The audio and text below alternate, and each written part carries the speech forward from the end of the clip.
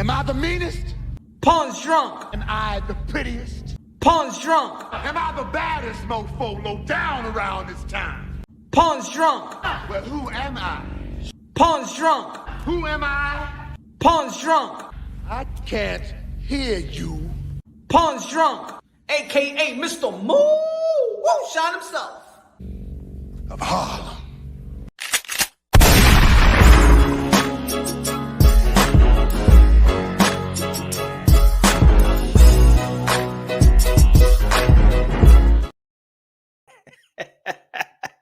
You already know this is Punch on Boxer, aka Mr. Moo.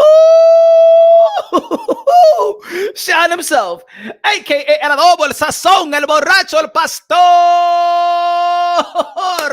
de boxeo. Mi gente, que lo que. Ladies and gentlemen, man, just more drama, man, on Monday. I thought we just gonna be moving to the next subject, y'all. I thought we were just I thought we was gonna move on to the next subject. You know what I'm saying? We got some good fights to be, to build and marinate and talk about and be excited about, because of course Gervonta Davis and Ryan Garcia gave us a big fight that sustained the eyeballs in the sport of boxing, that brings some new interest and kept the same interest, and captivated the imagination, the emotions of the boxing fans. A fight that haven't done that to the people, not just in the hardcore boxing fans, because I believe that the hardcore boxing fans, we know there's some good fights out there, but for the outsiders, for the casuals that's not here each and every day, you know what I'm saying? They out here, you know what I'm saying? They're still trending. Everybody's still talking about it, the artists, the celebrities, the actors, everybody, Hollywood, everybody, you know what I'm saying? The hood and the barbershop, they all talking about the fight. But the hardcore boxing fans, the casuals don't give a damn about the press, the post-fight conference. Like, where's Oscar De La Hoya? Where Bernard Hopkins? Like, that's what we talking about right now. We was like, what the hell? Where the hell is B-Hop? Where the hell is Oscar De La Hoya? Golden Boy promotion. I don't know. Shout out to Eric Gomez. You know what I'm saying? Eric Gomez, the president of Golden Boy. But let's be real, man. We nobody really wanna. I mean, if nobody's there, if Bernard Hopkins and Oscar De La Hoya is not there for Golden Boy, then yes, then we go to Eric Gomez and ask him some questions. Where's the next fight? What about Jaime Munguia, Suda Ramirez, Virgil Ortiz, Ryan Garcia? What's happening? Blair Cobb, what's going on? Oh, man. But Oscar De La Hoya took it to IG, and explained himself why he was not beside Ryan Garcia after he got defeated by Gervonta Davis via body shot. Boom, body. Oh, Lord. Body shot. Good Lord. Thought, you know what I'm saying? Like, a lot of people out there feel like he could have got up. You know what I'm saying? Life and Logic in the building. Jackie in the building. What's good, y'all? Smash the like button on your way in. Smash the like. And there's other fighters out there. When we see Regis Prograis put it up on his Twitter, and we seen other fighters like, y'all don't know. Y'all never been in the ring. Y'all don't know how a body shot feel. You guys don't know nothing about boxing. Look, there's a lot of boxers and then a lot of boxing personnel that's going to critique the casuals because not the casual, but the boxing fan. Look, there's half of the boxing fans that be like, you know what? That's a body shot. You know what I'm saying? He didn't quit. That's a body shot. Gervonta Davis stopped him. There's another crop of fans that be like, you know what? That's a body shot, but man, it looked like he could have got up. He was looking at the referee. 1, 2, 3. But hey, count quick. I gotta get out of here. Please don't even count. I'm looking at you dead in your eye, ref. I'm looking at you dead in your eye. Just count faster than this, man. It feels like this is forever. 5, 6, man. Stop acting like the ref. Stop acting like the referee that ref Buster Douglas and Mike Tyson, man. Count quicker, man. Count quicker. Don't worry, man. I ain't gonna get up. Just count quicker, damn it. The referee was like, all right, goddamn. 7, 8, 9, 10, all right. Get up. Okay. Sheesh. Life and Logic in the building con el super chari party cake con los 5 pesos. Said no holds barred today, Punch. Kill him. Twist the knife on them. Nah. Y'all, hey, yo, facts. Oscar de la Hoya, y'all know if y'all follow the channel, subscribe to the channel, smash the like button. Y'all already know, help the visibility of the live and the channel and the content and the video. If y'all want to become a member, y'all already know, man, smash the link, it's in the pin box. Become a member. Y'all know, even the other day, remember there was remember the other guy that was trying to diss Oscar de la Hoya, and I was flaming him. Don't you ever talk about Oscar de la Hoya like that. He does so much of the sport of boxing in and out the ring. He mastered the art in the ring. He mastered the business side of the world of the sport of boxing. He's good. Don't you dare talk about the 6th division world champion Oscar de la Hoya that fought anybody, any comers, pause. He just fought anybody in their prime. He fought the veterans. He fought the Hall of Famers. Damn, you give him his credit. Don't you say nothing about Oscar de la Hoya.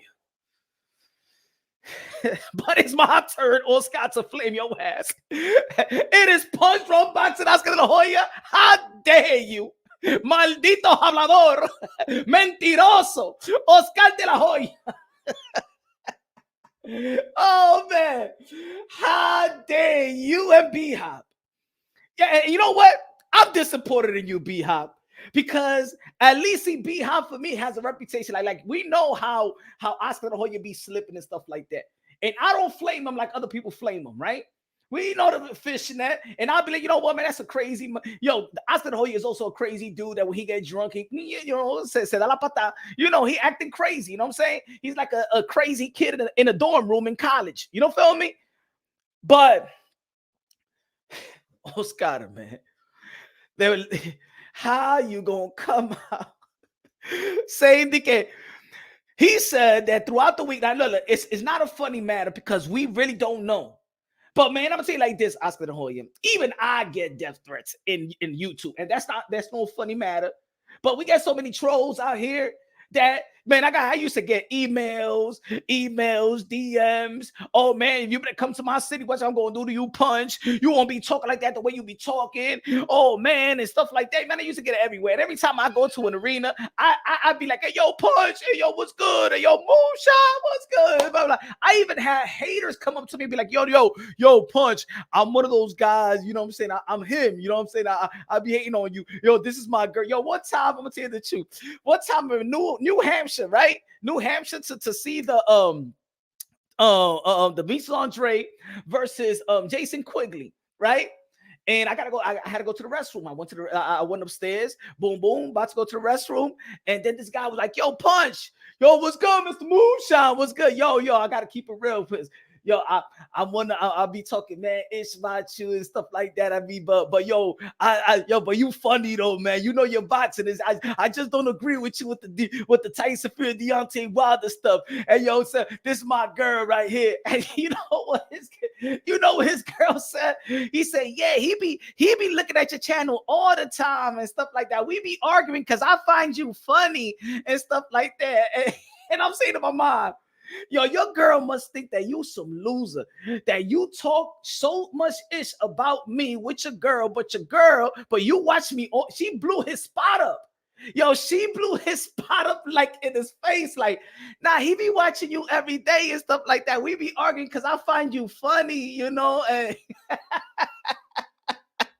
I'm like, yo, I could have said the worst, right? But I'm like, you know what? Come on.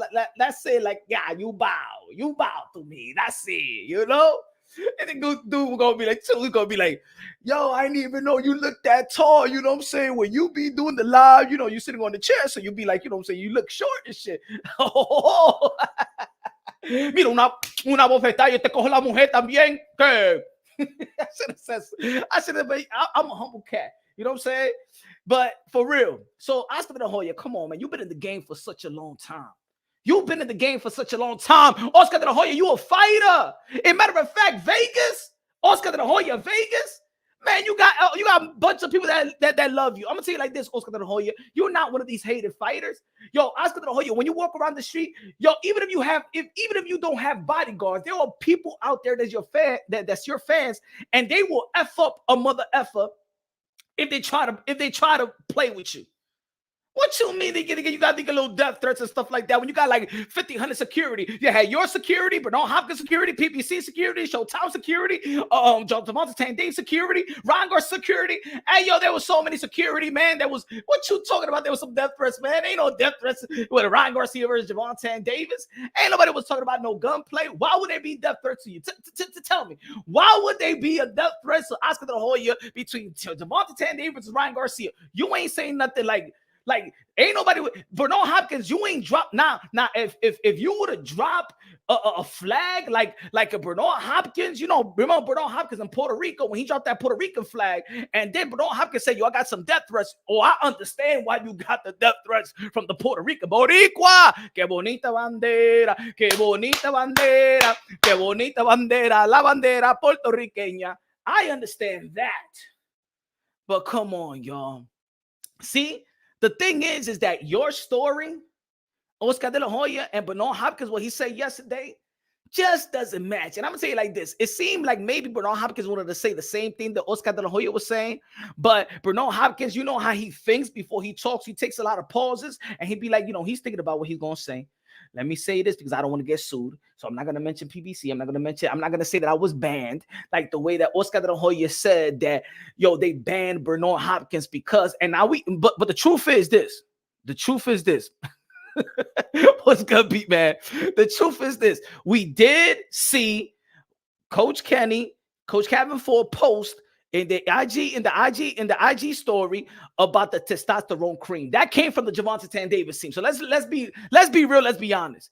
The testosterone cream came from the side of Gervonta Davis. So when Oscar de la Hoya is talking about the testosterone cream, you know what I'm saying, that when Bernard Hopkins touch Tanky and stuff like that, he gave him superpowers, and you know what I'm saying. They said he was gonna give him superpowers to be Ryan Garcia. But anyway.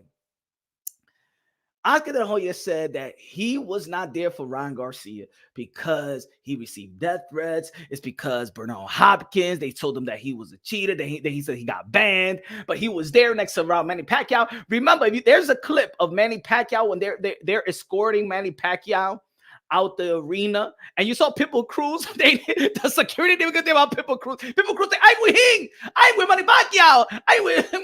Get out of here, midget. Get out of here. You saw Pitbull Cruz. He was getting swallowed by the crowd. Hey, I'm with him. I know. You know when there's some Spanish, you know, some Spanish dudes, but they can't speak English. And I know he was thinking to mind, ya no sé yo puedo hablar inglés. Hey, I'm with him. I'm Manny Pacquiao. Hey, kill me, you know. Hey, money. John Giving. They leaving me right here. Did y'all see that clip when they escorted Manny Pacquiao out? You see Pitbull Cruz. Hey, Manny Pacquiao, President, Senator. Hey, I would think. Hey, fuck you, get the fuck out of here. Get out of the way. Get the shit out of the way. No, I ain't with him. What the hell you talking about? Hey, get out of the way, boy. Get out the way. Get out the way. What you mean, get out the way? Hey, you want a piece of me? What are you talking about? I don't want no pizza. What are you thinking about? Pizza? I don't want no pizza. What are you talking about, pizza? I'm not hungry. Man, I said, do you want a piece of me? ¿Qué pizza? Ni pizza. What are you talking about? I don't want no pizza right here, okay? I'm not hungry. I like taco and I like burrito. What the fuck are you talking about, my friend? Man, Pitbull Cruz getting swallowed up by the crowd. He was getting swallowed up by the crowd. Hey, yo, smash the light. Yo, Oscar de la Hoya, come on, man.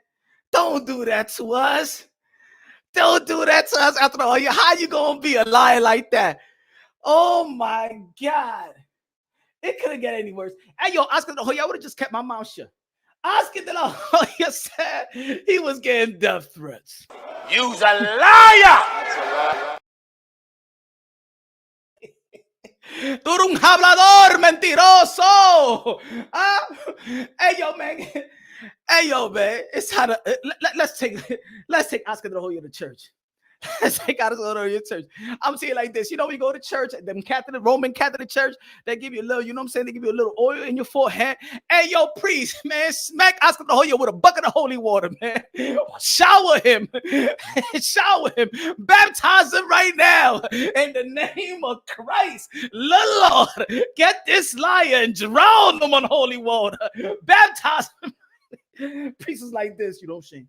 Oscar, you haven't been here for a long time, but let me give you this oil and put in the matter of fact. Let me get the bucket of oil. Let me get the bucket of holy water right now. Oscar de la Hoya. Like, yo, what are you doing? What are you doing to me? What are you doing to me, priest? Look, I seen you with all the lies. I seen you with the Victoria's Secret garment. I seen you with your shirt the other day, the see-through shirt. I seen your nipples the other day. Come on, Oscar de la Hoya. Maybe you got that death threats because of that shirt that you was wearing the other day, trying to match up with your girl. Hey, yo, come on, Oscar de la Hoya. That is so high schoolish. Oscar de la Hoya won a match with his girl. Oh my God, you're so cute. Oscar, you a 50-year-old man. What are you doing trying to match with your girl? She got the see-through pants. He got the see-through shirt. You know, that's when you in love. Yo, Oscar de la Hoya, hey, look. If you in love, more props to you. You feel me? Hey, it's a beautiful thing to be in love.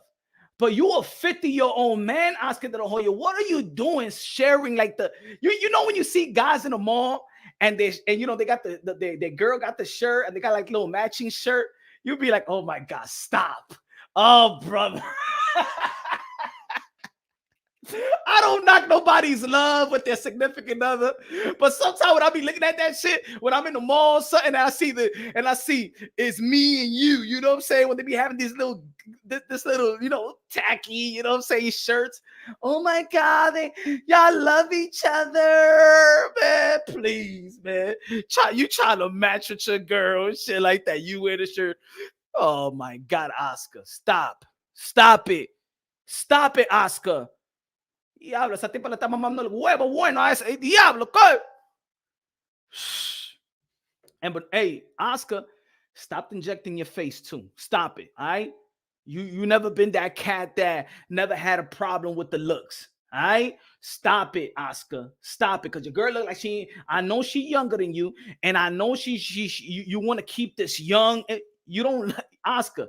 You never had any problem of, you know what I'm saying, getting the girls, or you ain't never had any problem with looks. You know what I'm saying? Oh, even a man could tell, even a real dude that's secure with himself could tell this other dude, hey, yo, man, yo, Oscar the Hoya know how to get some chicks, yo, this guy's a pretty boy.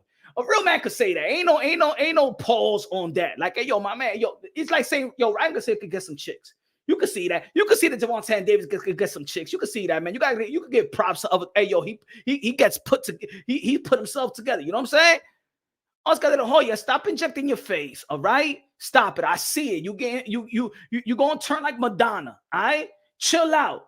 Chill the F out. Stop matching clothes with your girl. Stop injecting your face. You don't need it. All right? Relax, chilling with Mario Lopez and stuff like that. All right? Relax, okay? You don't look bad. You are the man. You are the pretty boy. You are the golden boy. You're gonna look like Madonna in 2 years if you keep on playing with your face. I already see it. Because ain't nobody gonna tell him. I gotta tell him. You know what I'm saying? Ain't nobody gonna tell him. I gotta tell him, because ain't nobody in this corner. Everybody's a yes man around him. Bernard, tell him something. You know what I'm saying? You don't need that, Oscar, man. Just run. You come on. You're an athlete. You don't need that shit in your face. That's some lazy shit. Don't be injecting your face like that. Going having surgery on your in the bottom of your eye. You don't need that, Oscar de la Hoya. Come on, man. There's so many. Come on, stop it. But anyway, he's trying to compete with Ryan. Ryan is young. You know what I'm saying? Man. But anyway, I don't believe this, man. I'm sorry. Y'all know that I'm a Golden Boy type of a supporter. You know what I'm saying? I support Golden Boy because they took over after Don King. Golden Boy Promotion did their thing. They signed good fighters and things like that. They know how to create stars like Ryan Garcia, Canelo Alvarez. They turn Pretty Boy into Money May. They're there for the veterans like Cotto and Hopkins. You know what I'm saying? Shane Mosley. You know, but come on, you supposed to be there beside Ryan Garcia. How you gonna leave him in the podium like that with Eric Gomez and I don't know what the other way. I think that was his accountant or something like that. At least Henry Garcia is there, and that's what I tell y'all, man. Stay close to your family, all right? Stay close to good family. You see how Henry Garcia, his dad, is gonna be there when the good and the bad. You see the difference? And don't tell me, because I know for sure Hopkins, Bernard, come on, B-Hop. You from maybe you've been away from the hood for a long time. This ain't like you. Bernard and Oscar de la Hoya, you know damn well if Ryan Garcia would have knocked out Tank Davis, your ass, you wouldn't be just jumping in the ring. You would have jumped like y'all was the Rockers. You remember Shawn Michaels and and Margie Jannetty? They would have been jumping from the top turnbuckle into the ring. You know what I'm saying? They'd be doing backflips into the ring if Ryan Garcia would have won. So stop playing that you had your securities and stuff like that, and you had death threats. And man, if Ryan Garcia would have won, y'all be the first in. Look, go look at any victory of Ryan Garcia. You see Oscar de la Hoya. Hey, come on, man. He be sliding in the ring. He be the first one. You be like, damn, Oscar de la Hoya, man. You got footwork. Yo, you be hitting in that ring so quick, man. He's in that ring quicker than the security and the commission. You know what I'm saying? Damn, you would have thought that, man. He did like some genie shit. Poof. The way that Oscar de la Hoya jumps inside that ring when Ryan Garcia wins, man. But now you was nowhere to be found. You better stop playing that game, Oscar de la Hoya, man. We are disappointed in you. We are so disappointed in you and B-Hop. You know, I'm disappointed in you. And by you coming out on IG Live, you just made it worse. You made it worse. If that was the excuse, man, you should have called B-Hop and at least align your story straight. I know B-Hop saw that and he's like, damn, Oscar, come on, bruh. Fuck, man, now we looking suspect out here. Like, even that, look, I'm gonna tell you like this. There's a community out there that don't like PBC and don't like the stipulations and how they handle themselves, and they don't like what the hell Leonard Ellaby came about. You know what I'm saying? And Flo Mayweather just show up out of nowhere and stuff like that, never build up, and now he's celebrating, you know. But y'all made it worse. See, now everybody's talking about y'all abandoning your fighter. That don't look good. That don't look good. Tony, one of the members of Ponce Drunken Boxing. Hey, yo, join my brother Tony and become a member to Punch Drunk Boxeo. Yo, man. What's going on, man? What's going on? Hey, yo, did y'all check out? Oh, let me talk about this as well. Did y'all check out what Pitbull Cruz said to Ryan Garcia? This was funny too. Check out what Pitbull Cruz said. Pitbull Cruz took the IG and said, hey, King Ryan, si yo soy peleador clase C, entonces tú qué clase de peleador eres? I translated for y'all. Hey, Ryan, if I'm a class C fighter, then what class of a fighter are you? Hey, yo, Pitbull Cruz taking shot at Ryan Garcia because several months ago, Ryan Garcia called Pitbull Cruz a class C fighter. Called him a class C fighter.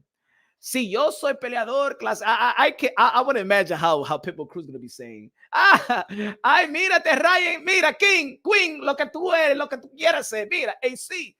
Si yo soy peleador, clase C, entonces tú, ¿qué clase de peleador eres?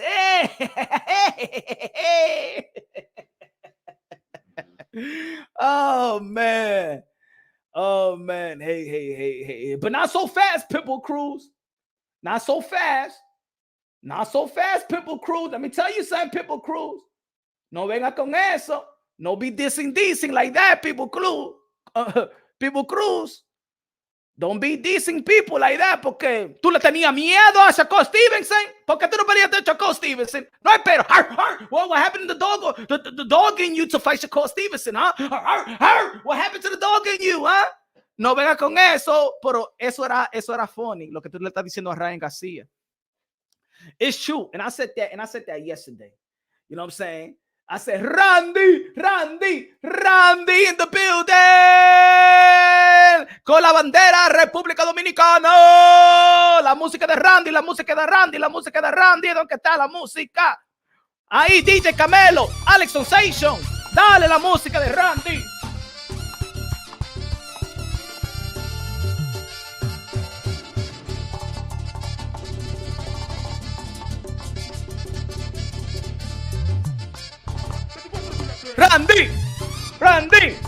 Randy, Oscar de la Hoya es un hablador, mentiroso, Oscar de la Hoya es un mentiroso hablador. All right. Hey, Alex Sensation, DJ Camelo, apágame la música.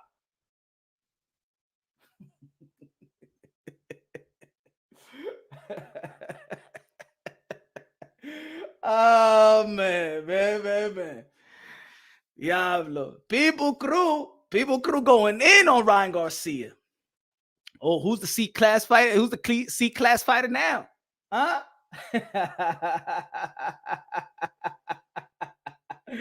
Oh, man.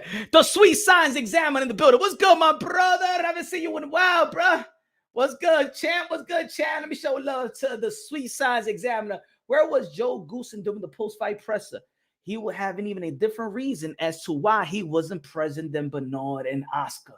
I know I did a video earlier today. Okay? I'm going to get to that. You know what I'm saying? You know, I don't want to be in trouble, but we got to be detectives out here too. You feel me? You remember, hey, matter of fact, mira, where's that? You remember that guy?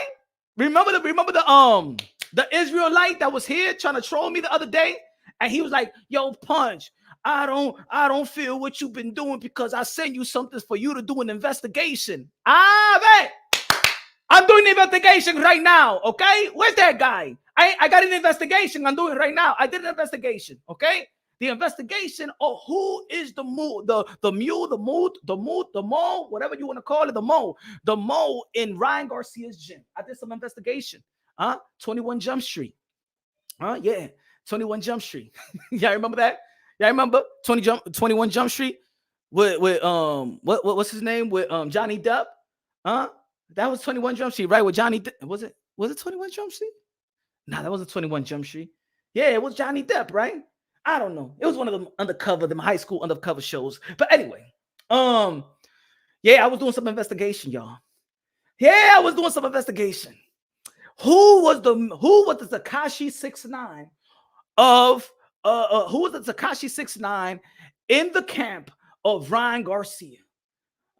Johnny Depp. That's what I'm talking about. Tell him. Yeah, 21 Jump Street. That was the show back in the days. I know, man. I'm telling you my age, right? But anyway, who was the Tekashi 6ix9ine in the camp of Ryan Garcia? And people still thought it was the Asian guy, the Mongolian guy, right? I'm sorry, King Ryan. I hurt you in the gym. I hurt you in sparring in the body. I'm sorry. I'm sorry. I want to know how many takes he took to do that. I gotta do it again. King Ryan, I'm sorry. I hit you. I got to do it again. Hey, King Ryan. I'm sorry, I hit you. I got to do it again. Hey, Ryan, I'm sorry I hit you in the body shop. I'm sorry. Call me later and we could go for dinner in my Uncle Chinese store. Vete de aquí, Chino! Coño, mentiroso! Get the fuck out of here, man! But anyway, look. I did some investigation, y'all. And I'm not saying, look.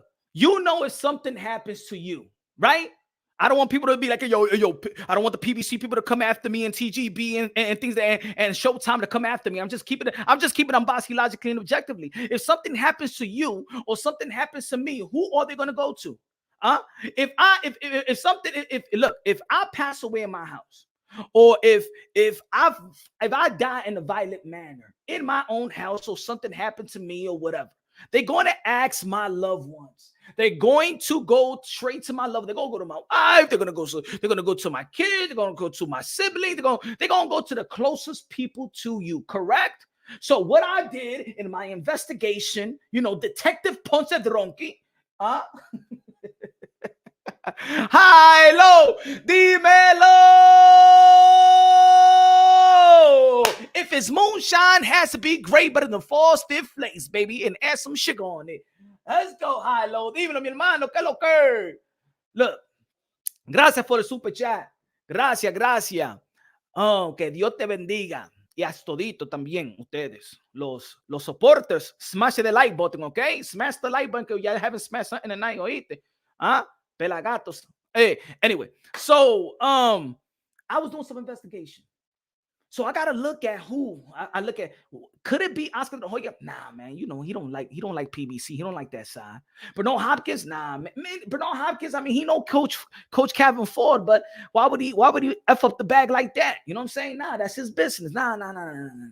You know what I'm saying? Was it Sean? Was it Sean Garcia? Maybe he's jealous of his brother or something like that. Nah. I don't think so, man. They're so close. They're like twin brothers. You know what I'm saying? You know. Who could it be? One of the boxing content creators was Ellie Setback. Was Ellie Setback going to the gym and going to Gervonta? You know how he would be going to Gervonta saying, was Ellie Setback? Nah, it wasn't Ellie Setback. Nah, he wasn't there.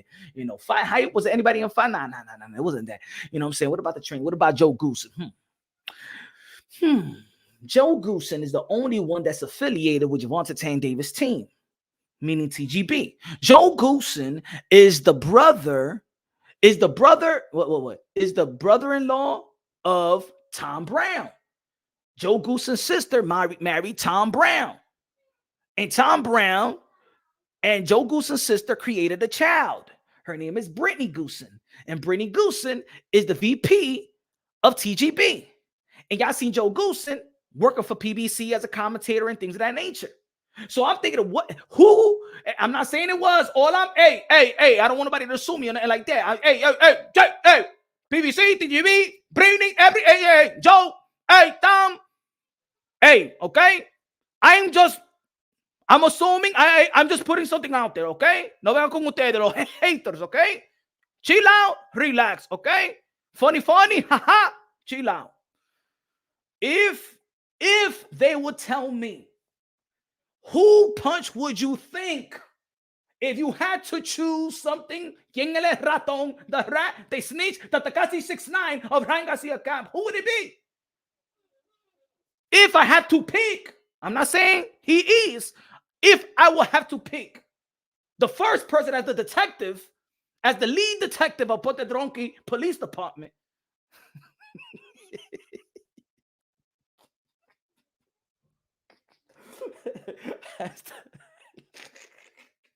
I can't even be serious.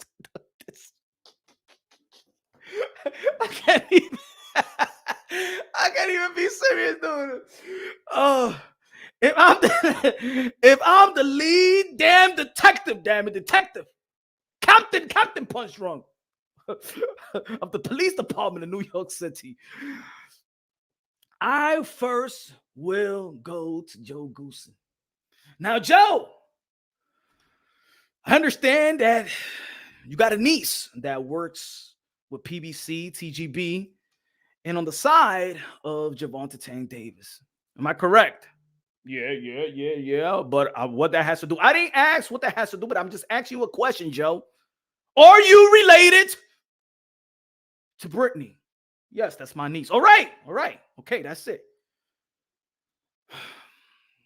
Are you friends with Tom Brown? Did Tom Brown hook you up with a job in commentating fights that they're promoting on PBC events? Yeah, but they go my expertise because I'm a trainer. I did not ask you that. Did you get the PBC commentating job from Tom Brown to commentate on TGB PBC events? Yes or no? Well, yeah. You know what I'm saying? People, hook each other up when they're family members or friends. Yeah, of course. So you're very familiar with that side of the street. Yeah, it's that side of the street. I heard that type of term between Bud and Spence. Are you familiar with that side of the street? Yes or no? Yes, I'm very familiar. My family and friends are from PBC and TGB. So you would understand that if something is let out from the Ryan Garcia camp, and you are the one that's affiliated with the other camp, you know that maybe you could be a lead suspect. Does that make sense? How dare you? I didn't say how dare me or how dare you. Is it logical for me to think that you will be the one that will be leaking information to the other side? Now, I'm not saying that Joey is speaking directly to Tanky Davis. I ain't not said that. But maybe he was in a dinner party, he was in a get-together, and they had a few drinks.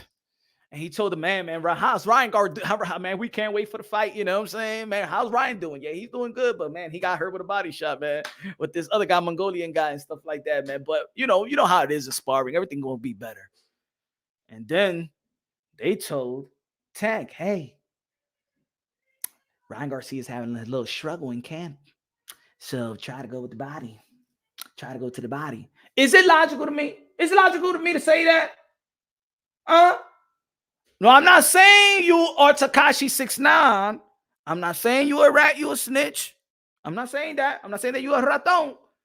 All I'm saying is, if there was a raton, if there was a rat, if there was a Tekashi 6ix9ine in the camp of Ryan Garcia, the lead suspect would be, to me, Detective Potadronki from the Department of New York City, Precinct 34.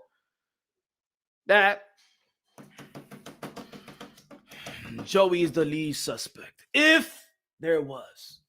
That's the guy that I will bring into the department and into the precinct. What about y'all? Is that logical? Or is that just me? Is it logical? It's logical to me. If you was a detective, you know what I'm saying? An investigator, whatever you want to call yourself, who would be your lead suspect? Because to me, my lead suspect, the guy that I will bring to the precinct, the first person will be Joe Goosen. What about y'all? Who will be the lead suspect?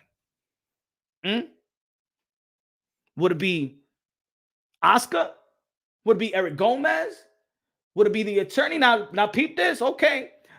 Remember, the only people that deal with PBC in the negotiation, look, we having fun out here, all right? So none of y'all PBC and Golden Boy Promotions coming to Punch Drunk Boxing and be like, hey, yo, we're not gonna give him media credentials because you heard what he said the other day and stuff like that. Mate, if the other comedian y'all could give him media credentials to the other comedian, what's his name? Tony something. All right. Okay. Go on you. Would it be Sean? Would it be Lisa? Would it be Henry? No, it wouldn't be none of the family members.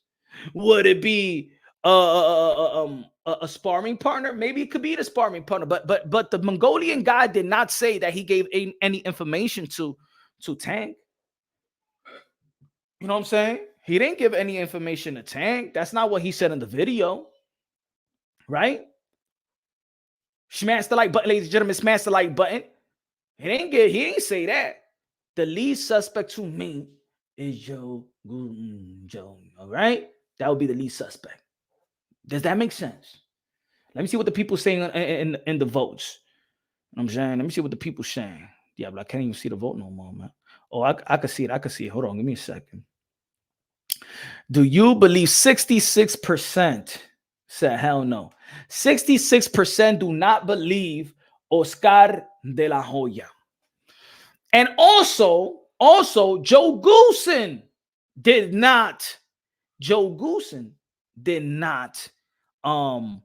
was on Ryan Garcia's side during the press conference. That was kind of sketchy too. It is. I don't give a damn what y'all. Don't be mad at me, Joey Goosen. You're supposed to be next to your fighter because I know damn well if your fighter would have won, your ass would have been beside him like white on rice in a paper plane in a snowstorm. You would have been by his side, sticking by his side, everything. You probably would have been taking a shower with him just so you won't leave his side. Huh? So you could get credit as a trainer that y'all beat the big bad wolf and you came with a great game plan. But y'all left Ryan Garcia. Y'all left Ryan Garcia in that podium all by himself with Henry Garcia, his dad, and Eric Gomez, which Eric Gomez was not even in the podium leading up to the fight. Y'all ain't put no Eric Gomez. Y'all ain't gave no Eric Gomez a chair. Oh, now you want Eric Gomez to speak on Ryan Garcia? That's some sucker-ish right there, which I did to Eric Gomez. That's some sucker-ish, which I did to Eric Gomez. Oscar de la Hoya, Bernard Hopkins, that's some sucker-ish. Y'all did not highlight Eric Gomez. He didn't sit on the podium with y'all in New York or in LA. But when he lose, you want him to be the face of Golden Boy Promotions, right? Wow. You want Eric Gomez to be the face of Golden Boy Promotions when he lose, but y'all want to be the face when Ryan Garcia wins.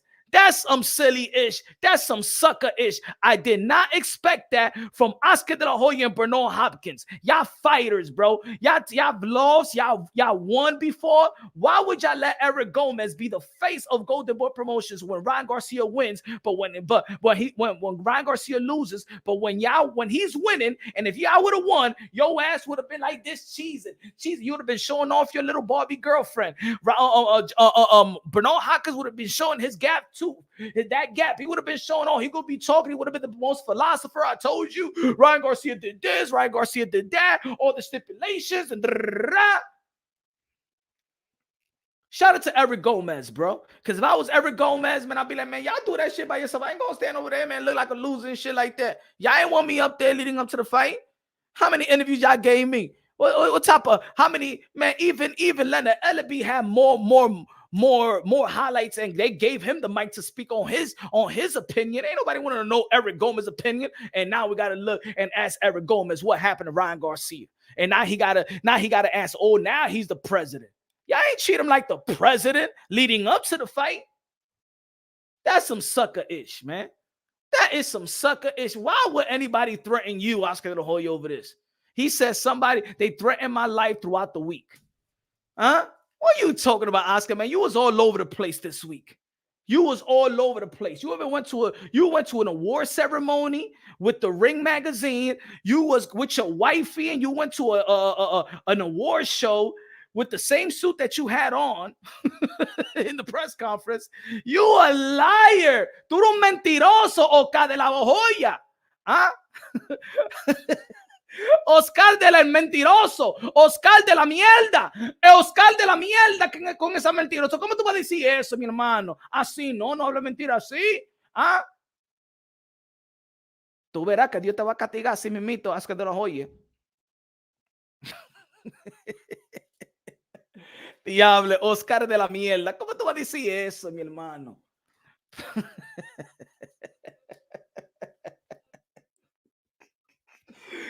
Oh man, you know that sends a bad message to the inspired young fighters looking for a promoter. How other fighters is gonna look at that? How could Kid Austin is gonna look at, damn, yo, I'm winning now, but what about if I lose? Or I'm good, it's just gonna be me and my dad again. Now we know in the sport of boxing, we understand that. We understand in the sport of boxing that when you lose, people, they skate away. I remember shout out to Nonito Donaire and Rachel Donaire when they was winning before the fight, they got 100 phone calls. You know what I'm saying? A lot of people texting, a lot of people calling. When they lost, only 3 people called them. Only 3 people called them. That's what they said publicly. I was one of them. So only 2 people called them. And his mom probably was the other one. So who else? You know what I'm saying?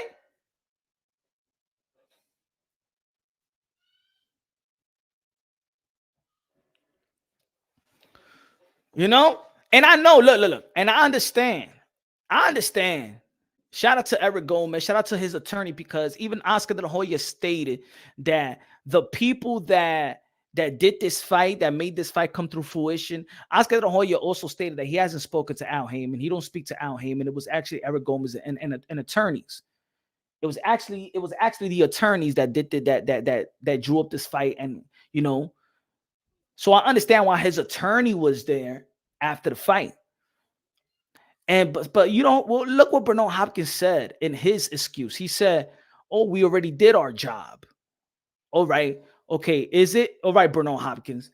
Was it that y'all did your job and y'all didn't need to be by his side, win, lose, or draw? Or was it because there was death threats? You know what I'm saying? Like, what was it? What was it? Your stories is all over the place. Oscar De La Hoya said that he got death threats and that you didn't want to be there because and I understand Bernard Hopkins saying that he's not letting that thing go about the testosterone cream. I think that was silly that was effed up by Tank's team to even put something out like that to a Hall of Famer like that, like Bernard Hopkins. You know what I'm saying? And I did see Bernard Hopkins say, "Hey, yo, watch the tape." I did see Bernard Hopkins. Yeah, Tank Davis over-exaggerated, but I think that everybody that knows boxing understand that Gervonta Tank Davis, the way probably he acted, he's ready to fight. He's cut weight. He's amped up. His emotion is running high. He got short attention. His temper is short, just like every other fighter that's cutting weight. So you know what I'm saying? He's amped up, right? But I don't think that Bernard Hopkins meant to do anything like that. But then Bernard Hopkins, what he said he's the best, he's the biggest instigator. I will be the best. My new name is the biggest instigator. So when you said that after the fight, you say you were the biggest instigator, right? And then you said, then after that, when they was going back at you, you said, "Oh no, I was just telling them to watch the tape." Come on, Bernard Hopkins. First, go check it out. After the fight, after the press conference, Bernard Hopkins did an interview and he said, I'm telling you, I'm the big instigator. So he wanted to instigate the fight. That's what he did. He wanted to instigate it. But then when people felt like, "Oh, why you touching them?" And then it really got to what they were saying about, "Oh, I was just telling him not watch the tape." That's all I was saying, Mira. Come on, man. Y'all still come on, man. I did not expect this from Bernard. I did not expect this from Oscar De La Hoya. Well, maybe I think people do expect it from Oscar De La Hoya because I don't think that people always believe what Oscar De La Hoya be saying. He be switching up on everything. Sometimes he loves Canelo. Sometimes he takes shots at Canelo. Sometimes he gives so many prompts to Floyd Mayweather. Then he takes shots at Floyd Mayweather. Sometimes he says this one is the best, and then sometimes he says he's not the best. Sometimes he says that legacy is everything. Then he says that belts don't matter. You know what I'm saying? So Oscar De La Hoya, I don't know. Sometimes he got his promoter's hat. Sometimes he got his fighter's hat. Sometimes he got his moral hat. Sometimes he got his, I don't know what he, when it comes to Oscar De La Hoya, put it this way. When it comes to promoters in the sport of boxing, remember what they are. They are promoters. They're really going to promote their side. And they're going to shame and devalue the other side. Eddie Hearn is not going to speak well about everybody else. He's going to speak well about Anthony Joshua. He don't care about Beterbiev versus Bivol. He only cares about Bivol versus Canelo. He don't think that's a great fight to make right now because he feels like Canelo should be facing Bivol. So that's PBC gonna be the same way. They're gonna look out for their own. Top Rank is gonna look out for their own. You remember before with Top Rank, Bob Arum said that Devin Haney is funny money, but now he's good money. You know what I'm saying? It is what it is. High, low, dímelo, Mr. Moonshine, the keeper of objectivity in boxing. Let's go, brother. Gracias de lo mío con el super chari chari parique. Ha comprado $2 de plátano. He said, yo, Tony said, man, B Hop, I thought was solid though. I thought he was solid, but seemed like he just talking like another promoter. High, low, say sa in the building, say sa, say sa, say sa. Rap Star Boxing 9 is the voice of the UK, London, bruv. What's good, rap? Everybody subscribe to Rap Star Boxing Knowledge. So, man, yo, it's crazy, man. I would like one of, I mean, man, can one of these guys just show the punch on boxing and clear the air? I need somebody to clear the air for me, man. I need somebody to clear the air, man. You know what I'm saying? Show your boy punch. And ladies and gentlemen, I also said this, of course, because every time we see a fight, we be like, who's going to be next? Who's next? Who is next? Who is next for Gervonta Davis? If y'all haven't seen it yet, though, let me say this. I said it earlier, but if y'all haven't seen it yet, Pitbull Cruz is clowning Ryan Garcia. He wrote this in Spanish, but I translated this for my English, for my English viewers. Hey, King Ryan, si yo soy peleador clase C, entonces tú qué clase de peleador eres? He says, and that means, hey Ryan, if I'm a class C fighter, then what class of a fighter are you?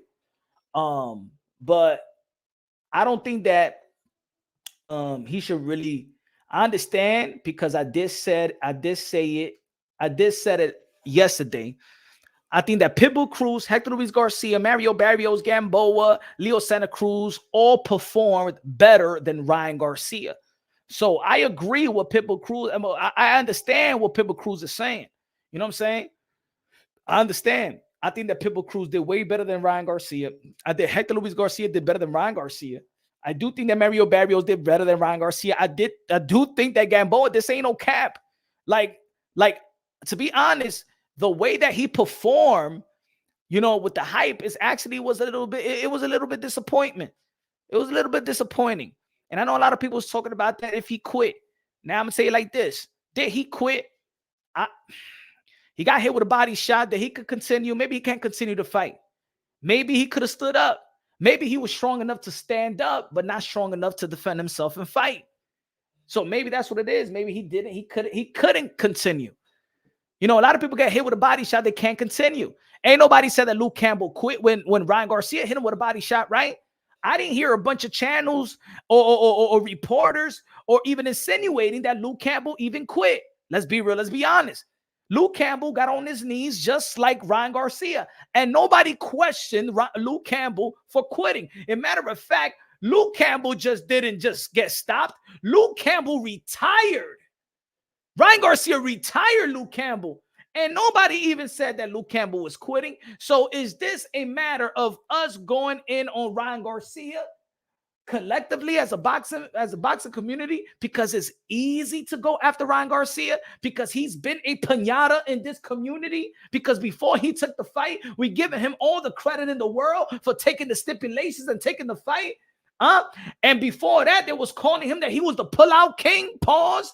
That he got no heart, he got mental illness, but then he take this fight with all the stipulation, and now he's the big bad wolf and the guy that take a risk, and now he's back as a quitter. I think we're being too hard on Ryan Garcia. Let's just give credit that Gervonta Davis landed a great body shot, which many fighters have gone down. Has many fighters don't stand up. But then there's other fighters that actually do stand up. And I understand that because we have witnessed other fighters overcome, weather the storm, stood up, understand, and have the experience to survive. They're clinched, they hold, they run, right? Keith Thurman, he gets hit with a body shot in this community. I used to argue this all the time. But now you understand what I'm talking about. See, everything comes back around. All the narratives come back around. I told you, it don't matter what type of fighter it is. All the narrative come back around. In this community, year after year, month after month, they say that Keith Thurman got no body. He's weak to the body, weak to the body. Now, when you see Ryan Garcia, you see Keith Thurman, this man know how to overcome Keith Thurman. He stay up. He know how to survive. And then most of the time, he wins the next round. So does Keith Thurman is weak to the body? No. He could overcome. He got endurance. He got pain tolerance. That's the difference. Ryan Garcia don't have pain tolerance. Keith Thurman does. And do you know what that makes? He's strong. That already has debunked the Keith Thurman narrative. Thank you very much. Had to say that. Lions only with the super chari parique. Con los 5 pesos a comprar 5 pesos de plátano. Good looking down, Lions only. Good looking down. High, low. Dímelo. Mr. Moonshine is the narrative slayer. Shing, sha. Fatality. The narrative slayer. Man. Gervonta Davis whooped Ryan Garcia into submission. Get on the knee, man. Get on your knees. Oh, man.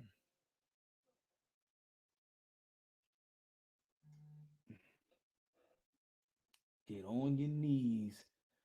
Get on pause. Get on your knees. El Pastor de Boxeo, dímelo, Jack, dímelo, MAW in the building. What's good, man? So yeah.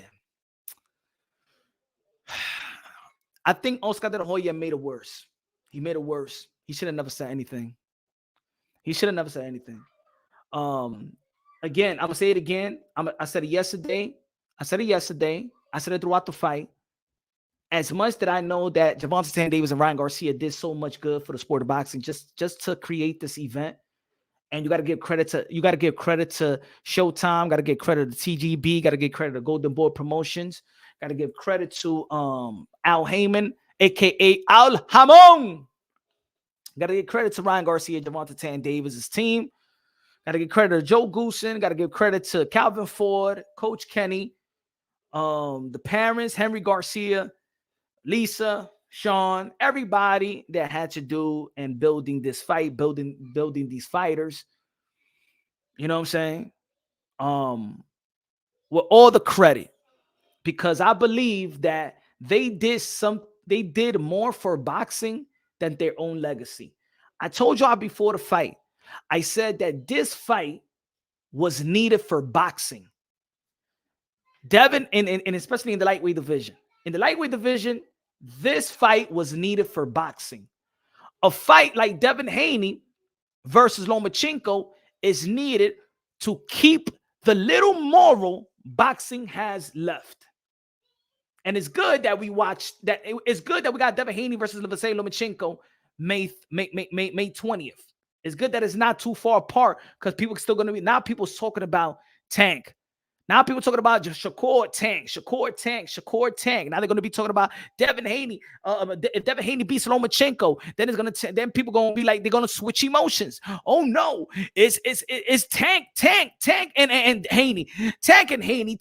And then Shakur Stevens is going to slip by the side a little bit and it's going to be Tank Haney. But if Lomachenko wins, it's going to be Tank Loma. But let's see what this community has been saying more. Haney Tank.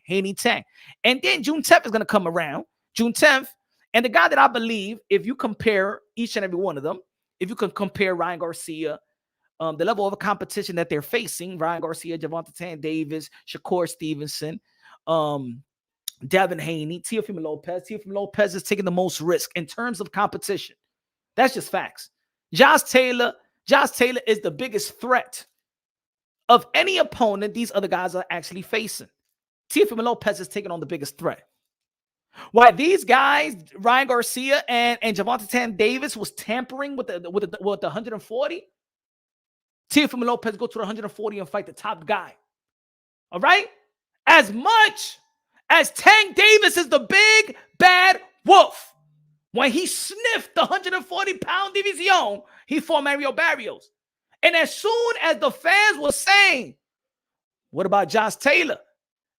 To the point that I got to Leonard Ellerby. I said this yesterday. Leonard Ellerby, what you think about Josh Taylor and Tank Davis? Well.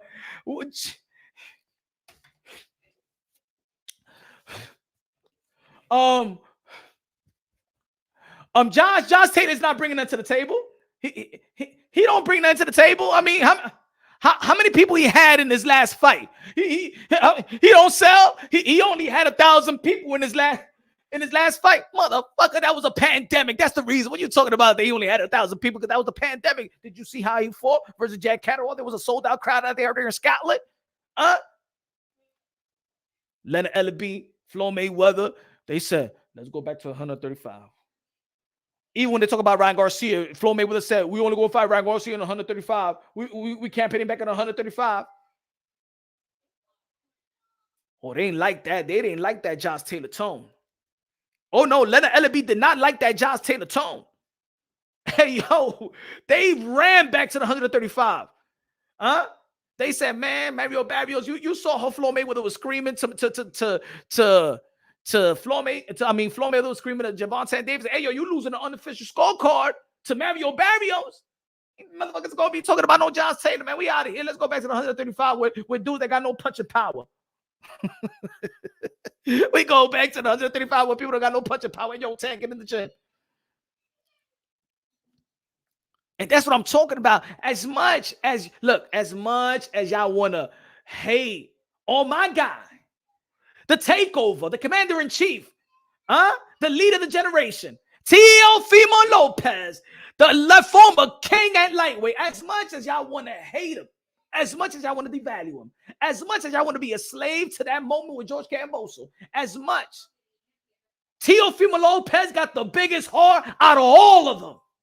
Teofimo Lopez got the biggest cojones, the biggest heart out of all of them. He ain't tippy-toeing his way to the 140. He want that top dog. I don't want Barbosa. I don't want Regis Prograis. I'm ducking them.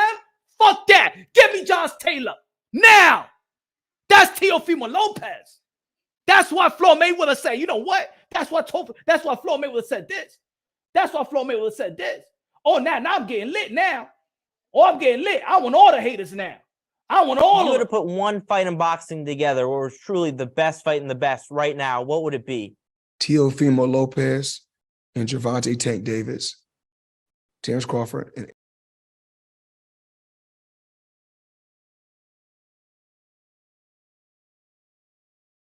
don't tamper his way.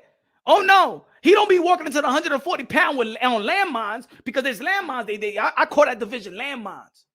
Teofimo Lopez is walking, and I'm gonna tell you like this: it's Teofimo Lopez that wanted that fight. It's Teofimo Lopez that asked for the fight. It's David McWater that sent an email to the manager of Josh Taylor and said, "I want to fight him." And all this community, you wouldn't even know the level of heart that Teofimo Lopez had. Y'all didn't even know the level of cojones that Teofimo Lopez had. Y'all didn't even know the level of second fortitude that Teofimo Lopez had. That y'all was saying, yo, Teofimo Lopez is talking Barbosa. ¿Y quién era el tipo de Barbosa? ¿Quién es ese tipo? ¿Qué ha hecho? Barbosa's going to be fighting who, Pedraza? He's been a professional since 2013. And you was going to shame Teofimo Lopez that did Gervonta Davis dirty work in the lightweight division by facing Vasily Lomachenko? Oh, see, but I know this is the sport of boxing. This is the fans in the sport of boxing. I know what y'all like to do. What have you done for me? Y'all all a bunch of Janet Jackson, What have you done for me lately? Dun, dun, dun, dun. Ooh, yeah. Dun, dun, dun, dun, dun, dun. What have you done for me lately? Y'all a bunch of Janet Jacksons over here. That's what it is. Y'all forget. Y'all forget so quick. But what about Teofimo Lopez? What he did to George Cambosa? What he did to Pedro Campa? But what he did to Cambosa? But what about Sando Martin? But he did to Cambosa? What about Lomachenko? But what he did to Cambosa? But what about Richard Colby? But what he did to Cambosa? Hey, yo, métete Cambosa en fundido de ustedes. Stop being a slave to that moment. Ya, eso pasó. Can you imagine me going my whole life watching Manny Pacquiao?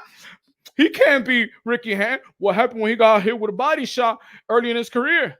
Now, he can't beat me, Go Cotto. What happened with him when he got hit with a body shot in his career?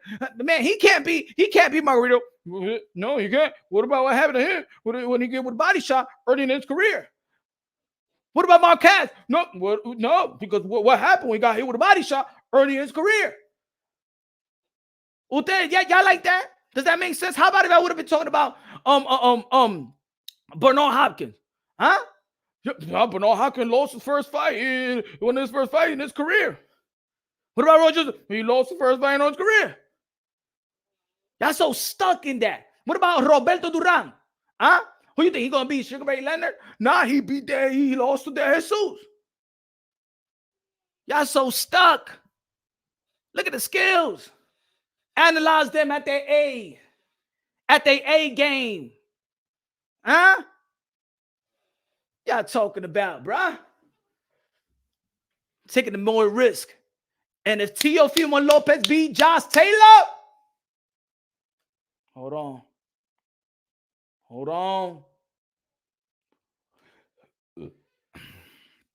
Oh, yeah. Fall 2023, baby. Tank versus Teofimo. Oh, yeah. The biggest challenge in Tank career. If Teofimo Lopez in June 10th wins beat the skirt-wearing Josh Taylor, he will fight Tank Davis. That's his biggest threat, whether you like it or not. Because Teofimo Lopez resume will be better than all of them. Okay? That's why he will be the biggest threat. If Teofimo Lopez beats Josh Taylor, the biggest threat for Gervonta Tank Davis will be Teofimo Lopez. If Teofimo Lopez loses to Josh Taylor, Shakur Stevenson. And you could coin flip it, Shakur, Haney, but I believe that Shakur Stevenson power has actually been more of a surprise to me than Devin. I would have thought that Devin's power would have increased and not Shakur's, because he's the little guy. But Shakur's power in the last 4 fights have shown me that he's gotten stronger. He got more punching power. We're going to see what Devin Haney going to be doing in the main 20. But like I said, we're going to be changing a lot of emotions. We're going to be switching emotions. Smash the like button, ladies and gentlemen. Smash the like. Like, that's not logical. I want to know, isn't that logical? That's easy to say. I think Shakur Stevenson could take Tank to the 12th round. I think Shakur Stevenson, to me, right now, is the perfect fighter right now. Right now, the way that he's looking levels above his opponent. His power has increased. His defense in the pocket and outside is it's beautiful to see, because you know why his defense is beautiful to see to me? Because he's there in the middle of the ring, is the pocket. He's pulling, dipping, slipping, bending of the waist, and he's countering on everything. He's making you pay. And now his power has increased. Shakur Stevenson is looking perfect. He's looking perfect. Like right now, he is looking perfect. I don't care if you're not a fan of Shakur Stevenson. You cannot even tell me a hole in his game. Tell me one. Tell me anything that you see in Shakur Stevenson that is wrong. Jab, left hand, right hand, power, footwork, defense, in the pocket, outside, combination. What? Dime algo, please. I want to know what. Because, yo, I do film study all day long. All day long. I cannot see at this moment. Now, there hasn't been an opponent. There hasn't been an opponent to even push him, bro. Push him to see something. And maybe it's because he spars with Bud, spars with Keyshawn. Shakur Stevenson was even sparring with Jared Anderson, bro. Shakur Stevenson even spars with Jared Anderson. And Shakur Stevenson is a gym rat.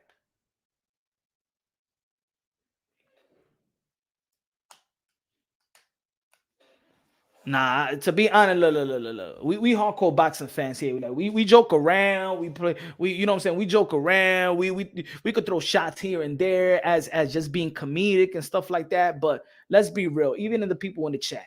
Come on, let's be real, bro. Like before the Nakatilia fight, I'm like, you know, I like Shakur Stevenson, but the dude is boring, right? I was on that. I'm on that same look. I know that Devin Haney is good, but he's just boring. Not my cup of tea. Not my cup of tea. He's for me. He's televised. The dude is. If I was an investor or a sponsor, I would not sponsor a Devin Haney event because he's just boring. You put people to sleep. You know what I'm saying? And I'm just hoping that he entertains a little better. See, Shakur Stevenson was like that before the Nakatilia. You know what I'm saying? And he's just been he's been fun to watch. He's been fun to watch. To me, he's fun to watch now. And that's why, yeah, people be like, yo, but you highlight Shakur Stevenson. Yeah, I gotta share light on the brother, man. That mother effer is entertaining to watch to me. To me. You know what I'm saying? To me, he is. Just like Tank is entertaining, but Tank is way more entertaining, of course, because of his power as a freak of nature. And Teofimo Lopez is just the entertainer and the showsman. We don't got no showman. Teofimo Lopez be dancing in the ring. You know what I'm saying? You saw how he did with Pedro Copa, you know what I'm saying? Switching, pivoting and stuff like that. Boom, boom, squaring up and stuff. Only Tio was doing that. Teofimo Lopez is doing Roy Jones Jr. shit. You know what I'm saying? When he's on a groove, I'm talking about when he's on a groove as a showsman. You know what I'm saying? There's not a lot of fighters like Prince Nassim and Roy Jones Jr. What I'm telling you, he's doing it, bro. Teofimo Lopez, when he gets in a groove, he do it, man. He entertains, man. But yeah, I got that as the most threatening fight. But of course, both of these guys, like Devin Haney and Teofimo Lopez, they got a hard fight. You know, they got a hard fight. I think that maybe who's the favorite to win in Haney and Loma? I think Haney's gonna be the favorite to win. I think I don't know. I'm sensing a lot of people feel like Devin Haney's gonna win. I'm analyzing that Lomachenko. I could see Devin Haney being Lomachenko, especially at this stage. Because I do believe that Devin Haney is getting stronger. I'm not talking about punching power stronger, but I believe he's getting stronger though. You know what I'm saying? Body wise, you're not gonna push him around and things of that nature. He'll be pushing you around like he did Linares in the 6th round. But the punching power is just not there, you know, just not there. But we'll see what happens with him and Vasily Lomachenko. Because Vasily Lomachenko, to me, he's still got a heavier bag, you know. And if I have to go technically wise, and who has the ability to make adjustments, or who's shown to make the adjustments, Lomachenko have shown that he got a heavier bag than Devin Haney. Who will argue that? Like, if we know boxing, who will argue that? Who has the heavier bag? Who got more tools in the bag? Who have you seen make adjustments? Who have you seen working the inside? Who working the outside? Footwork and things of that nature. Who punch selection, speed. You know, I've seen Lomachenko beat Gary Russell Jr. And at that time, he was the fastest puncher, throwing 12 punch combinations. We ain't never seen shit like that in a very long time. That's Sugar Ray Leonard-ish. He timed Gary Russell in his third fight. You know what I'm saying? Gary Russell in America. It was Gary Russell, Demetrius Andre. They was the number one. They was the main fighters in America, bro. So, he surprised me there. Like, that's when I said, yo, Lomachenko is the truth, because I was a huge Gary Russell fan. If anybody followed me on my channel in the beginning, I'm talking about the beginning, y'all know, man, I was pumping Gary Russell. He was one of my favorite fighters. His inactivity is almost like him and Keith Thurman. The inactivity just, I can't talk about them anymore because they're not active.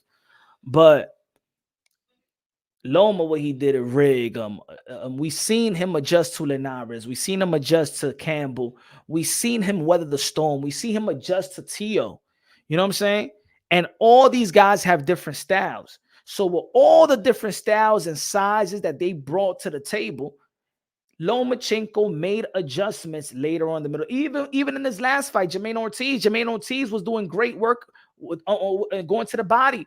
And then he neutralized Jermaine Ortiz's body work, just like Gervonta Davis neutralized the left hook of Ryan Garcia. I was in that fight. And the people I was sitting next to, I was like, yo, Jermaine Ortiz, yo, damn, Lomachenko just neutralized. He's not going to the body no more. You know, he's not going to the body no more.